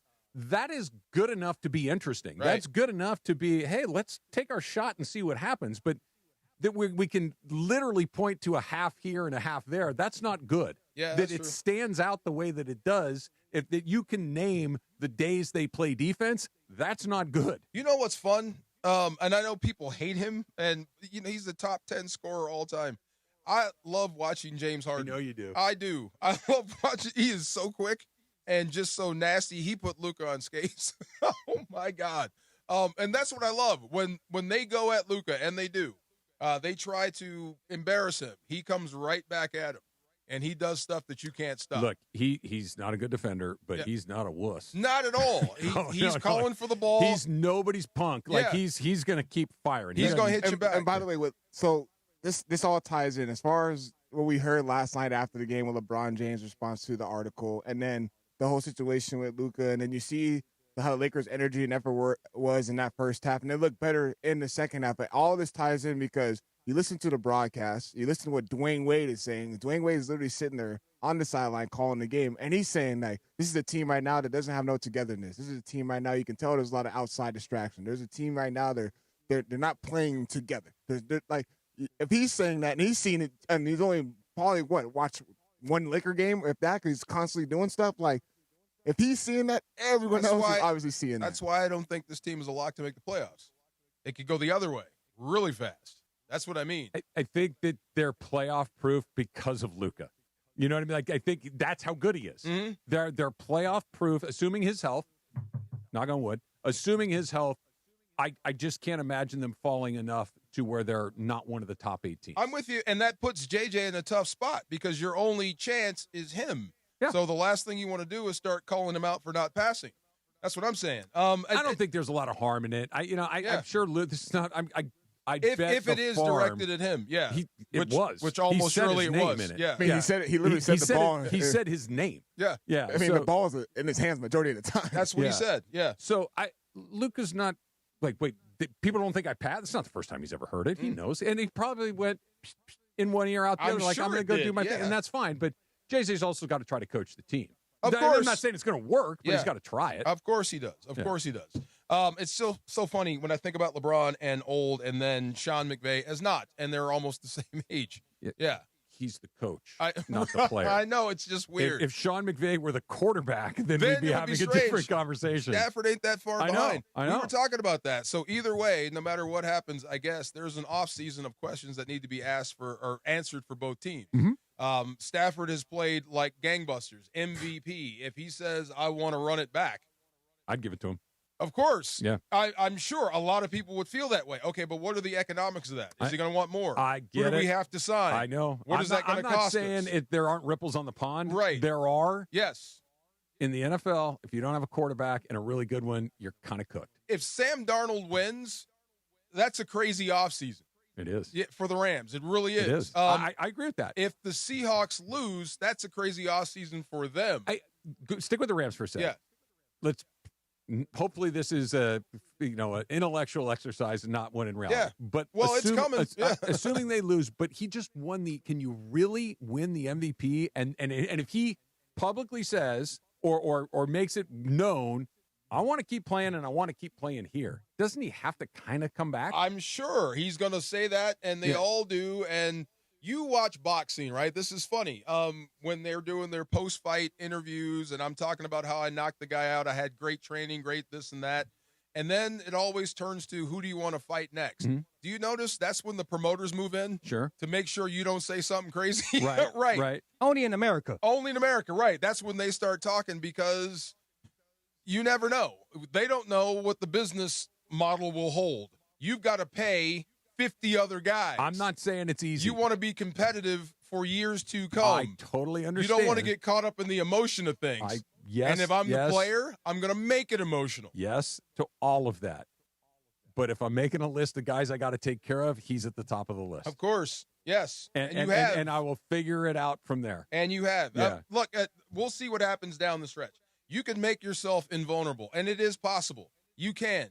Go up there and play the game of your life. Yeah. Go up there and stomp the guts out of the Seahawks, or just win the game in dramatic fashion. I know you said this. There's always a path. It feels like whoever wins in the NFC Championship game is going to win the Super Bowl. I hate that. You hate that? I hate that because you're disrespecting the opponent. You are, because the AFC is going to put up their best shot. But I agree with you. I think these are the two best teams. Yeah. I do. But you still have to play the Super Bowl. Of course. Yeah. Of course. But it feels like both the Rams and the Seahawks are significantly better than the Broncos, and as currently constructed, and as the Pats. Oh, yeah. If you could, I guess, if this was the multiverse and you could just switch up the championship round, you'd put them on opposite and say ends of the draw. NFC play AFC, yeah, you would come out with these two teams playing in the Super Bowl. Do you guys know this fact about Sam Darnold, that his grandfather is a former Marlboro Man? I think I heard that at SC. Really? Yeah, the original Marlboro Man, the original Marlboro Man in the ads is Sam Darnold's grandfather. Okay. I think I remember hearing that at SC. Do you even know what the Marlboro Man is? Do not know. Yeah. Yeah. Can I tell you the guy's name, He's too? a cowboy guy, really rugged, handsome, Western Eats robe. bacon. Yeah. Okay. Got a cigarette hanging out of his, his hand. Okay, It just all looked like the biggest badass you've ever seen I'm in gonna your look him up. life. You guys will never guess what Sam Wipes Darnold's with a grandfather. tobacco You, leaf. you'll There was never. a huge Marlboro Man on Sunset Boulevard. You remember Yes. that? Yes. Yeah. You'll never guess what his name is, though. Sam Darnold's grandfather. It sounds like a porn star. Okay, then be careful. No, I'm going to Okay. say it. I mean, his name is Dick Hammer. I'm sorry, what's the last name? Dick Hammer. Like the thing you used to drive nails? Yeah. That's the Marlboro guy's name. Yes. And he didn't want to go by Richard. No. Okay. Wait. No. What's his last name? Hammer. We're not talking about Arm & Hammer. Yeah. Richard Hammer is his real name. I Richard hope. Hammer, Okay. yes. Oh, my God. I'm going to send you this tweet, and then you'll Okay. see this guy. Please do. Please do. It's the greatest name in the history of the world. It Exactly, is. right? And he's a That's better Marlboro than Colt McCoy. And he's a Marlboro Man. It and is he's better than Colt Colt McCoy. McCoy was always my number one name in the history, but He's on Mr. Hammer, my Seahawks goodness. fans are on the fence with him. If he chokes, they're going to go all in. They're going to say, I told you so. Right? Yes, Reese, I'm aware of. I'm hoping that That happens. You guy check your too. phones right now, guys. Well, I'm not checking the phone. No, please, check your phone. Check my phone? Yeah, Okay. was it from Reese? Oh, my God. Is this... Yeah, that's him. That's him. That's incredible. And he looks like Yes, and you know what? I thought this was like someone like God. trolling Sam Darnold or just making Wow. stuff up or whatever. I went to Sam Darnold's Wikipedia.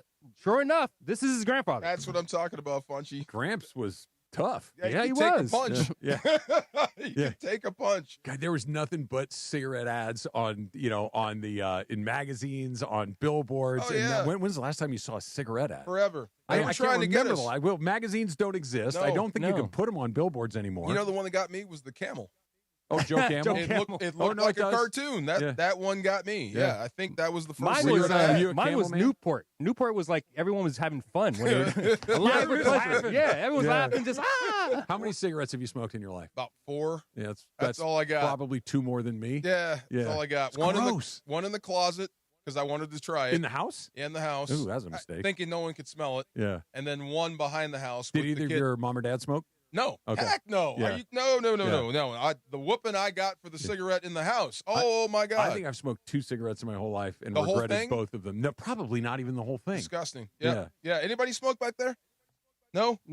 Cigarettes, no. John, did you say no or yes? I hope he said no. Reese, no. Good. Okay. I don't know anyone that does smoke. I know one person. And I don't Do we work with him? Yeah. Okay. Yeah. I don't know anyone that smokes anymore. That's crazy. Yeah. Well, cigarettes. I don't even smoke that. Like, I'll just take the gummy. That's half Yeah. people. Yeah. All right. When we come back, we have more stuff to talk and break down. Interesting. Pittsburgh, the Steelers' job is still available. And the wrong DC from L.A. got a job. Mentor goes to Baltimore. Shula to Pittsburgh. We said it here first. DeMarco and Travis, ESPN LA. ESPN LA is hooking you up with a legendary night of music. Call 213-799-0139. That's 213-799-0139. Call right now. Caller number 7 wins a pair of tickets to see John Mellencamp. Can we call him Cougar? Is he done with the Cougar? I think he's done with the Cougar. He's done with the Cougar. All right, John Mellencamp. I thought you aged into it. Never mind. That's bad. Never mind. I'm not even going to say that. You can see John Mellencamp live at the iconic Hollywood Bowl on August 10th. That's 213-799-0139. ESPN LA and Live Nation, bringing you live music in LA.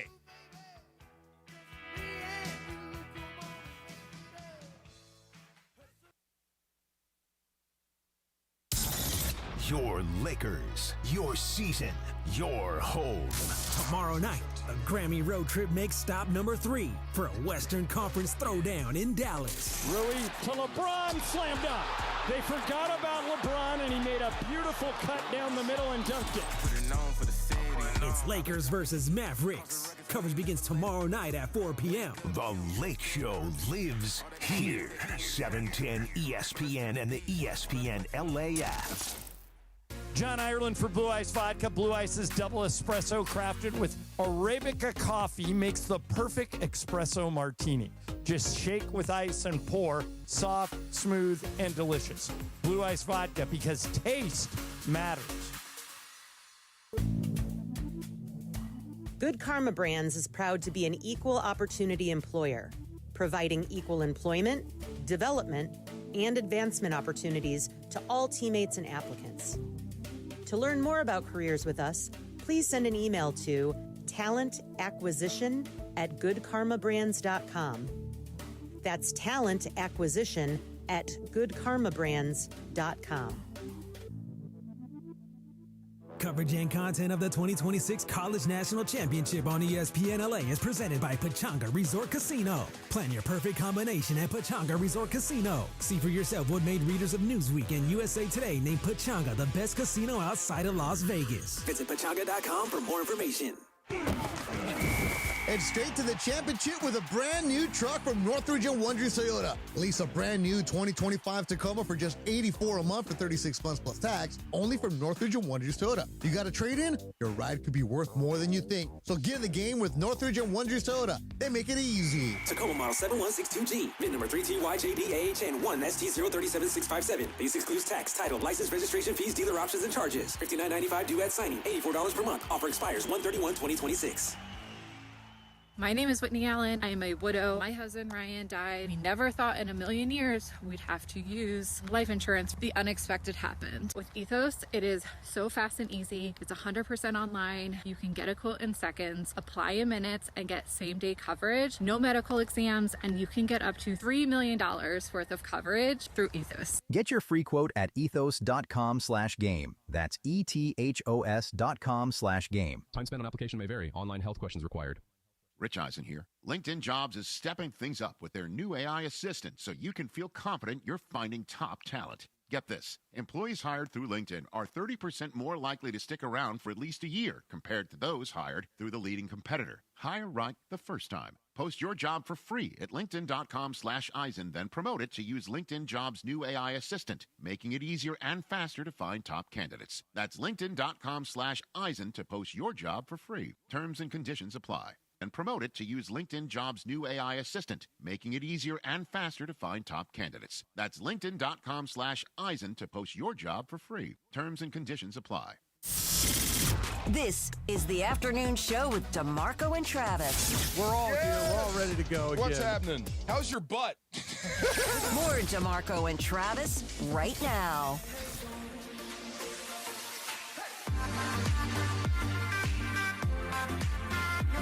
I'm learning about Dick Hammer right now. That's a great name. He was an Olympian. Was he? Yeah. In what sport? Volleyball. Volleyball. Yeah. Did he use his hands? Yeah. Incredible. Crazy. Firefighter for a long time, too. No way. Yeah. How did he become the Marlboro Man? He had the look, He just had the look? Yeah. Stay like that. Don't move. I need that face right there. Wow. What song is this? Took a Pill in Ibiza. Mike Posner. I remember this song. Mm-hmm. Yeah. When did this 16. come out? 16, yeah. Oh, okay. Yeah. Chainsmokers like, Yeah. Kind of the same thing. Yeah, this was an era, wasn't it? Yes, yeah, it was. Kind of. It was fun. This is how awkward things get in the NFL or just sports, period, in the postseason. So Mike Vrabel's doing a press conference, and a reporter asked him, hey, how's Darrell Taylor gotten acclimated so far? This is a defensive end on their practice squad. I guess he's coming back. Mike Vrabel, yeah, we released Darrell Taylor. We'll put that out at 4 o'clock, so he's not doing very well. Jeez. Oh, my God. That's tough. That's awkward. What a way to find out you got released, or the world finds out. Damn. Wow, crazy. Nuts, Damn. nuts. Just thinking about moving forward. You said you would move heaven and earth if he plays well to keep him. Yes. You're talking about Matthew Stafford. Mm-hmm. Regardless of what it does to your books and your football team. Because you have to weigh that in, and you have to weigh in the future. That is the job of Les Snead and company. Mm-hmm. Not just the future of the now or the present. It's about the future too. And you've got some guys that need to be paid.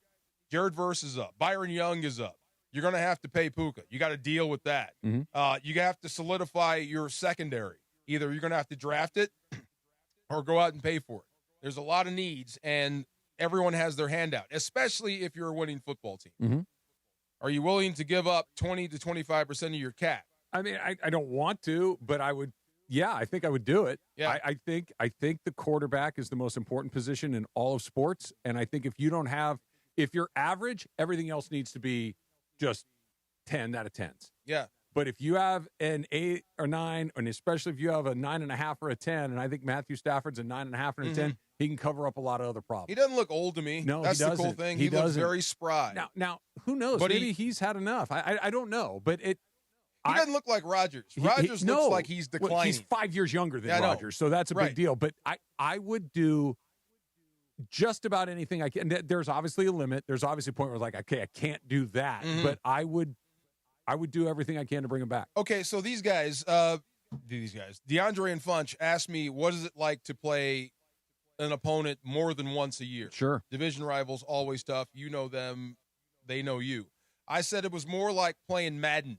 Have you played video games against the guy like for hours on end, and you're playing the same game over and over again? You know what he's going to do. Yeah. You know exactly what he's going to try to do. When you see certain formations, you're going to blow up your defense and put guys in certain spots. Can you coach against that?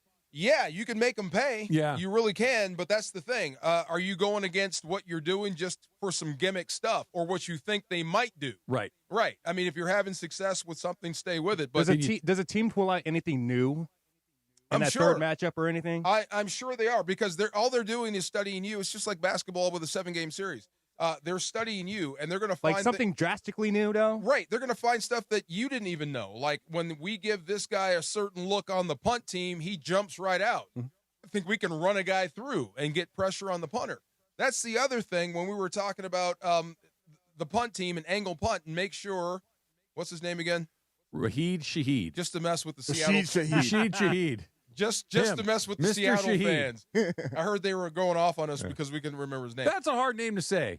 But regardless, if there's a dangerous punt returner and most people want to angle punt away, you better make sure your guy can do it. It's easier said than done, and you don't want to give up short punts. The other thing is they could also bring pressure to the side you're trying to angle punt to. It shortens up a little bit. Then you get one blocked. That's what I'm saying. At some point, you're going to have to lay one down there and go cover the guy. You are right. Okay? I'm stipulating. DeMarco Farr is right. If I see that son of a gun catch a damn punt, I'm going to lose my mind. Okay? I know. If you see him catch a punt and make them pay. If he does punt it, it better bring rain with it. It's so high. That's not the only thing he does. They also mix him into the offense, and he's a problem. Look, that is the best loose play guy in the game outside of Bijan Robinson. I hear you, and that's just one of those things that if that happens, that's football and whatever. But I can at least potentially eliminate a special teams play by just kicking it out of bounds. Like, I can't kick out of bounds on defense. Right. I can do it on punt team. I can do it on kickoff. Now here's where you can't kick out of the back. Here's where you can't do it. This is what I mean. He's going to get it, so you're going to be upset. I don't like this. And your heart's going to stop. if you are backed up and you're punting out of your own end zone. I know. Your job is to get it You out mean, of there. You mean like the one he returned on Thursday Exactly. night? You mean You're like going to that have one? to go cover the guy. So, yeah, I mean, if you can control the angle of the punt, if you're punting, I punting understand. from a position of strength, yes. Here are the three. Like, I don't want to lose at all, obviously, but in the three ways I really don't want to lose, that, a missed kick, or just the secondary just getting lit on fire. Okay, yeah, and Jigba can do that. Yeah, I know. But it's not him. Like I said, it's Darnold you're playing against. Yeah. And I think you can fool him. They have, especially if you start hitting him. They've played him 12 quarters in an overtime in the last 2 seasons. Yeah. Okay? They have been really effective against him for 11 and a half quarters. He got hot in the fourth quarter against the Rams up in Seattle, and he was good in overtime. Okay? Yeah. But the entire Minnesota game at SoFi Stadium, they beat him like a drum. Correct. The entire football game at SoFi Stadium, they beat him like a drum. For 3.5 quarters, they tied him in knots at Lumen Field. Then he got hot. I think that the 11 quarters are more indicative of what you can do to him than the 1.5 quarters where he's good. Are you surprised Shula's still here? He hadn't taken a job.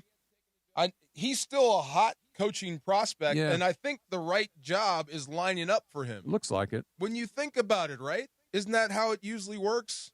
Yeah, Young dude, that seems very Steeler-esque. I could be totally wrong about this. Yeah. Tell me that that's not how it works, and I'll shut up because I don't know. Maybe he knows he's got it, and we're just going to finish this out. Maybe that they talked, they spoke, we're good, and just go finish this thing out. And confetti, that sounds very respectful on both sides. Confetti hits the ground. Yeah. We're good.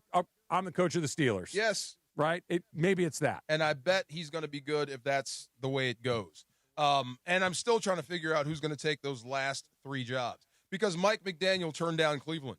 He said no. So he's a candidate in because I guess he hasn't officially taken the Charger job. I thought he did. No, he's still out there? He's still out there. Oh. And Buffalo, he's going to interview in Buffalo, too. Okay. Yeah. I told you I was surprised that he didn't pick Josh Allen. If I were Mike McDaniel, especially coming off a Tua who couldn't throw it straight to save his life, and now I get that dude? Beeline, Yeah. absolutely. I think he'd be the number 1 choice. The kid in New York would be number 2 because he's so young, the quarterback. Oh, Jackson Dart. Jackson Dart, because he's so young and he's talented. Yeah. You got years with him. So, but the other thing is this guy's ready Allen's to win an now. MVP. How often do you get to coach an MVP? That's what I'm saying. You get ready to win now. What's up with Phillip Rivers getting an interview? Okay, so he's got some coaching experience. He's done it in high school. And he knows, obviously, how to win and play winning football. He knows the game. Right. Yeah. But sitting in front of 60 guys or 100 guys in training camp trying to, set the direction, we'll see. Why can't it work, though? I mean, I think, JJ kind of is in the same thing. Here's why it wouldn't work. I, as a player, have to take him seriously. Yeah, and they're looking for anything. You know what I mean? How long did it take Vrabel to work his way to head coach? A minute. And he worked under Bill Belichick. And I don't think that he necessarily can't do it, but I would be reluctant to hire someone who literally just played a few months ago, even though he'd been on ice for a little bit, that had never coached in high-level college or been an assistant in the NFL. Yeah. To just drop him from high school. What if he had, the dream team of, assistant coaches? I mean, if you hire a bunch of dudes that have done it before and he's in charge and all he has to do is manage them, yeah, Phillip Rivers was, what do you call that? A taskmaster. He was the guy that studied film every day on his way to work. No one was more prepared than him. So if he's got to coach coaches, yeah, he can do that. But coaching isn't playing. No, there's a lot to it. Yeah. I don't know if the average guy understands the amount of time and the degree of difficulty in that job. Yes. It is incredibly complicated. And you're not just calling plays or drawing. You got to manage. You're the CEO of a giant corporation. He does have 100 kids, though. He does manage a lot of egos. But here's the difference. Hey, yo, Phil Jr., clean up your room. Why? Because I said so. That's not going to work in a professional environment. But, I mean, I'm sure it works with others, and he gets the job done. Hey, I need you to run this route. Why? Because I said so. No, it's not going to work. Right. Yeah. Do it this way. Yeah. It might work. Who knows? I mean, but I don't think it translates to the NFL or football. Maybe baseball, you can retire, manage. Maybe. They're doing it more often than they Faster? used to, but the guys that seem to have the most success are the guys that apprentice a little bit. That work a little bit at it. And then I'm not saying you got to spend 20 years on a bench somewhere like Joe Madden did, who turned out to be a great manager. You know, Dave Roberts went from player to coach to manager relatively quickly. He's had a great deal of success. They're getting more and more guys who are willing to, here's your packet of what we're going to do This tonight, is what we're going to Mr. do. Manager. And you do the rest of it. Yeah. LeBron, I mean, maybe if he wanted to, could coach a team. I don't think he has a patience. I mean, if he did, if he said, I wanted to coach, right out of the gate, give him a team. I wouldn't hire him.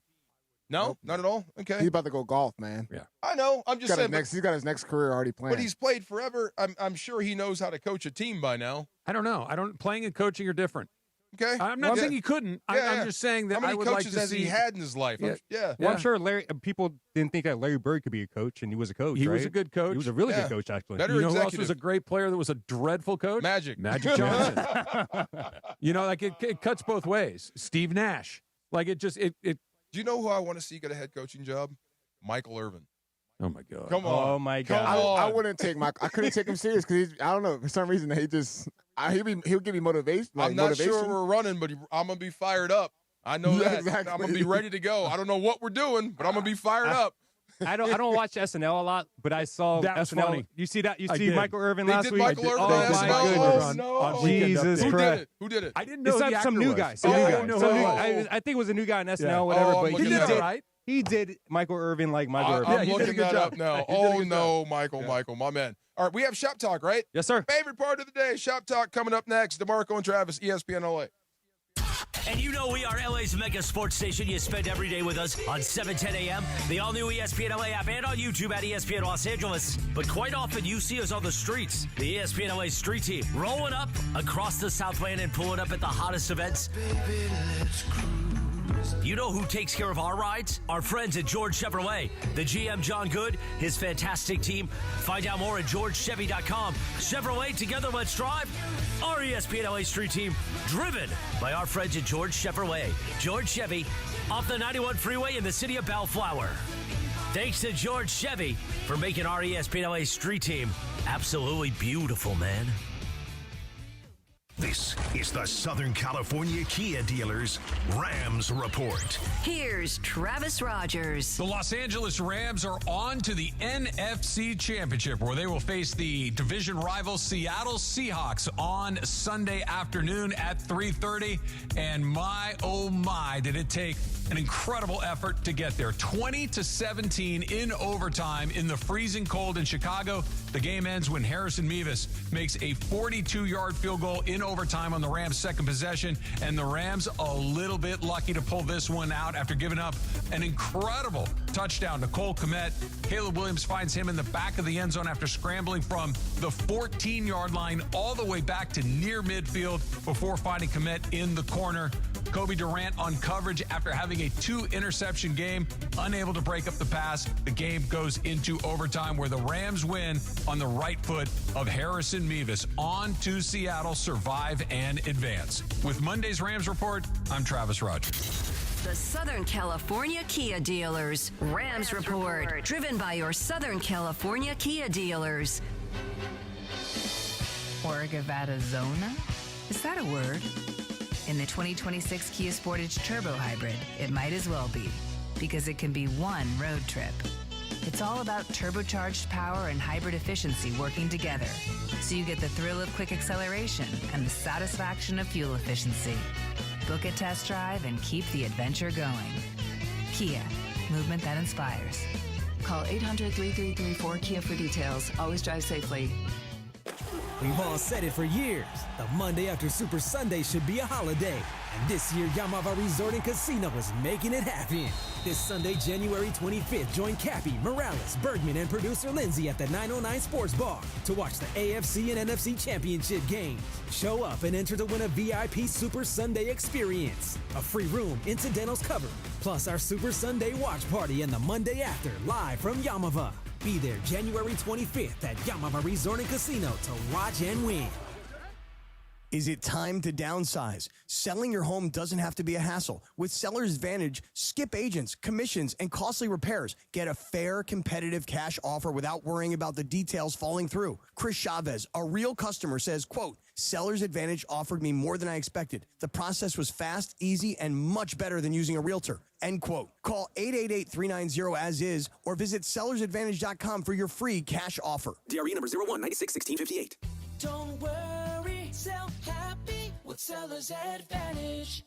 Diabetes, high blood pressure, anxiety meds, everyone's on them. If you're a 50-year-old male, maybe a bit porky, and you may even have type 2 diabetes, $1 million of term insurance may only cost you about $200 a month. Call Term Provider. Speak with Big Lou at 800-511-3535. Big Lou will find a term life policy for you even if you have type 2 diabetes, are overweight, or have high blood pressure. Term Provider has helped thousands of people like you who think they can't afford term life insurance. To buy $1 million of affordable term life for you, all you need to do is call Big Lou at 800-511-3535. Lou will make sure the scales are tipped in your favor. Call 800-511-3535. Big Lou will answer your call and work to fit you into a term life policy that you can afford. Remember, Big Lou's like you. He's on meds too. Call 800-511-3535. 800-511-3535. The post-crib assembly press conference brought to you by Progressive. Michael, you had some trouble putting the crib together today. What went wrong? You know, those instructions can be tough, and, well, you saw the outcome. Were you upset when your wife pulled you and called in the backup? No, I mean, the baby needs a crib to sleep in, so whatever it takes. You've got a changing table to put together next. It's got a lot of drawers. What's your comment? You know what? We're done here. Like it or not, sometimes you need a backup. That's why there's Progressive to protect your home and auto. Progressive Casualty Insurance Company affiliates and other insurers. Not available in all states or situations. Rich Eisen here. Hiring for your small business can feel like a full-time job, but LinkedIn Jobs AI Assistant takes the heavy lifting out of it. It filters applicants based on the criteria you set and suggests 25 great fit candidates daily, so you can invite them to apply and keep things moving. Hire right the first time. Post your job for free at linkedin.com/Eisen, then promote it to use LinkedIn Jobs' new AI Assistant, making it easier and faster to find top candidates. That's linkedin.com/Eisen to post your job for free. Terms and conditions apply. Then promote it to use LinkedIn Jobs' new AI Assistant, making it easier and faster to find top candidates. That's linkedin.com/Eisen to post your job for free. Terms and conditions apply. This is the afternoon show with DeMarco and Travis. Have you slept in silk pajamas yet? No. Try it. Really? You'll be like, what was I thinking? Really? Yeah. You are hanging out with the Rams Super Bowl champ and Sweet Tea. You guys like silk, right? No? Back to the guys. Okay, I hate that you showed me that. The SNL skit on Michael Irvin. That's my guy. I love Michael Irvin, but that is hilarious. Michael Irvin is wildly entertaining. Oh, my God. Yes, he is. Yes, he is. And he loves... Is he really like that in person, though? Like, just intense and, like... high energy. He loves football. Like, he loves it. He will go in-depth, but he is super high-energy guy. Indeed. All the time. Yes, it sir. appears that that's the case. That was a fun year hanging out with him. Yeah. Yes, sir. How, you guys did that show for a year? Yeah. So the show was created for him. Yeah. Yeah, he was in jail. So they put Deacon Jones on and then me. And then when he worked himself clean, they put him back on the show. Was that the one time you wore like a white fur coat to the courtroom? Black fur coat. Oh, okay. Yeah. Sorry, black fur and what coat. were described at the time as go to hell sunglasses. Go to hell sunglasses. Yeah. It's in the documentary. Yeah. He talked about it. Yes. Oh, my gosh. It's a bold choice. Bold choice. DA was after him, though. Woo. Oh, yeah. What we got? Happy birthday to Tiffany Amber Thiessen, 52. Hey, let me just make sure that she knows that I personally am wishing her a happy birthday. Happy birthday, Tiff. Wow. Huge fan. Also, happy birthday to Richard Dean Anderson. Oh, it's MacGyver. Yeah. MacGyver. Yeah. I just saw him. How old is he? 76. 76. Oh, yes. The caption was, and I didn't recognize him because he's an older guy, no makeup. And it said, this guy back in the day could stop a tank with bubble gum and a paperclip. Just about. And he could, right? Right. MacGyver. Dude, I did watch the show a lot, but I obviously saw it. And I remember one where he caught a fish with a gum wrapper. MacGyver. And yeah, like, so yes. this kid was fishing on the pier, and MacGyver, for reasons, is on the pier, right? And the kid and MacGyver goes, "Hey, kid, you caught anything?" He goes, fish aren't biting. He goes, "Well," takes a piece of gum out of his pocket, unwraps the gum, starts chewing the gum, takes the wrapper, ties it into this thing, puts it on the end of the kid's hook, throws it in there, catches a fish. MacGyver. Every friend group had a MacGyver. I got one. Yep. Of course. Yep. Yes. Also, happy birthday to Mariska Hargitay. Oh, yeah. Yes. SVU. Law and Order That's SVU. Olivia Benson. Yes, Olivia Benson. Ooh, 62. That's my girl. She scares me sometimes. She's the daughter of Jane Mansfield. Yes. And yeah. I knew it, Travis. Also today, National Pie Day. What's your favorite pie? Ooh, cherry. Hands down, my favorite. Key lime. Key lime. Wow. Yeah, key lime. Yeah. Yeah. Matter of fact, I'm going to have a cherry pie. No pumpkin pies, no Yep. apple pies. You can have it, bro. Sweet potato You can pie? have my sweet potato pie, yes. Pumpkin pie, you can have I'm mine. like one What of about the few. pecan? Ooh, those are Pecan good. pie, yeah. Really good. Little That's vanilla ice underrated. cream. Oh, Underrated. You like the chocolate pie? Not particularly. Me either. I'm Yeah. not a big fan of the chocolate It's pie. okay. I'll eat it, but it's Yeah. not my. It's, What's it I've called never again? used chocolate cream. Chocolate cream pie. Yeah, Yeah. not a big fan. Yeah. Yes. Remember the Hostess pies? What was your favorite there? The lemon The pie. lemon was the best my one. God. 100% the Oh my lemon. God. What do you mean the lemon pie pies? Yes, the Hostess Oh, pies. yes, Oh my yes. God. Apple pies. You know, are good, Punch already knows. Come on, man. yes, I do know. Shut up. I haven't had one in a million years. I bet Funchy's I had haven't one had in one. the last 2. I have had a fruit pie within the last 2 years. There you go. I've Yeah. had the But it- donuts, but I haven't had the pie. Donuts, yes, not Yeah. the pie. Yes.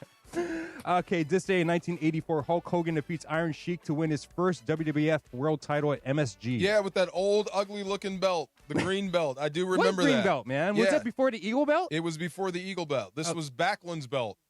So, do you know the story about this? No, I don't. Hogan was coming up. They needed to take the belt off Backlund because he was boring, Yeah. and then they created the Iron Sheik became the most hated villain in the world, so Hogan could beat him. Was the Iron Sheik the one that called everybody jabroni? Yes. I love them. Russia, number 1. Iran, Hulk Hogan, you number jabroni. 1. America. This day in 1988, the California Raisins peaked at number 84 on the Billboard Top 100 with their cover of "I Heard It Through the Grapevine." Perhaps nothing is more 80s than what you just said. Nothing says That's why I had to bring it up. And Rick Astley. That's good too, but the California Raisins had a moment. Cassie's a never gonna give you up guy, right? Yes, that guy. He can be rickrolled. Yeah. Yes. Fun show. Catch y'all tomorrow. Travis, D-Far, Punchy, DeAndre, we out.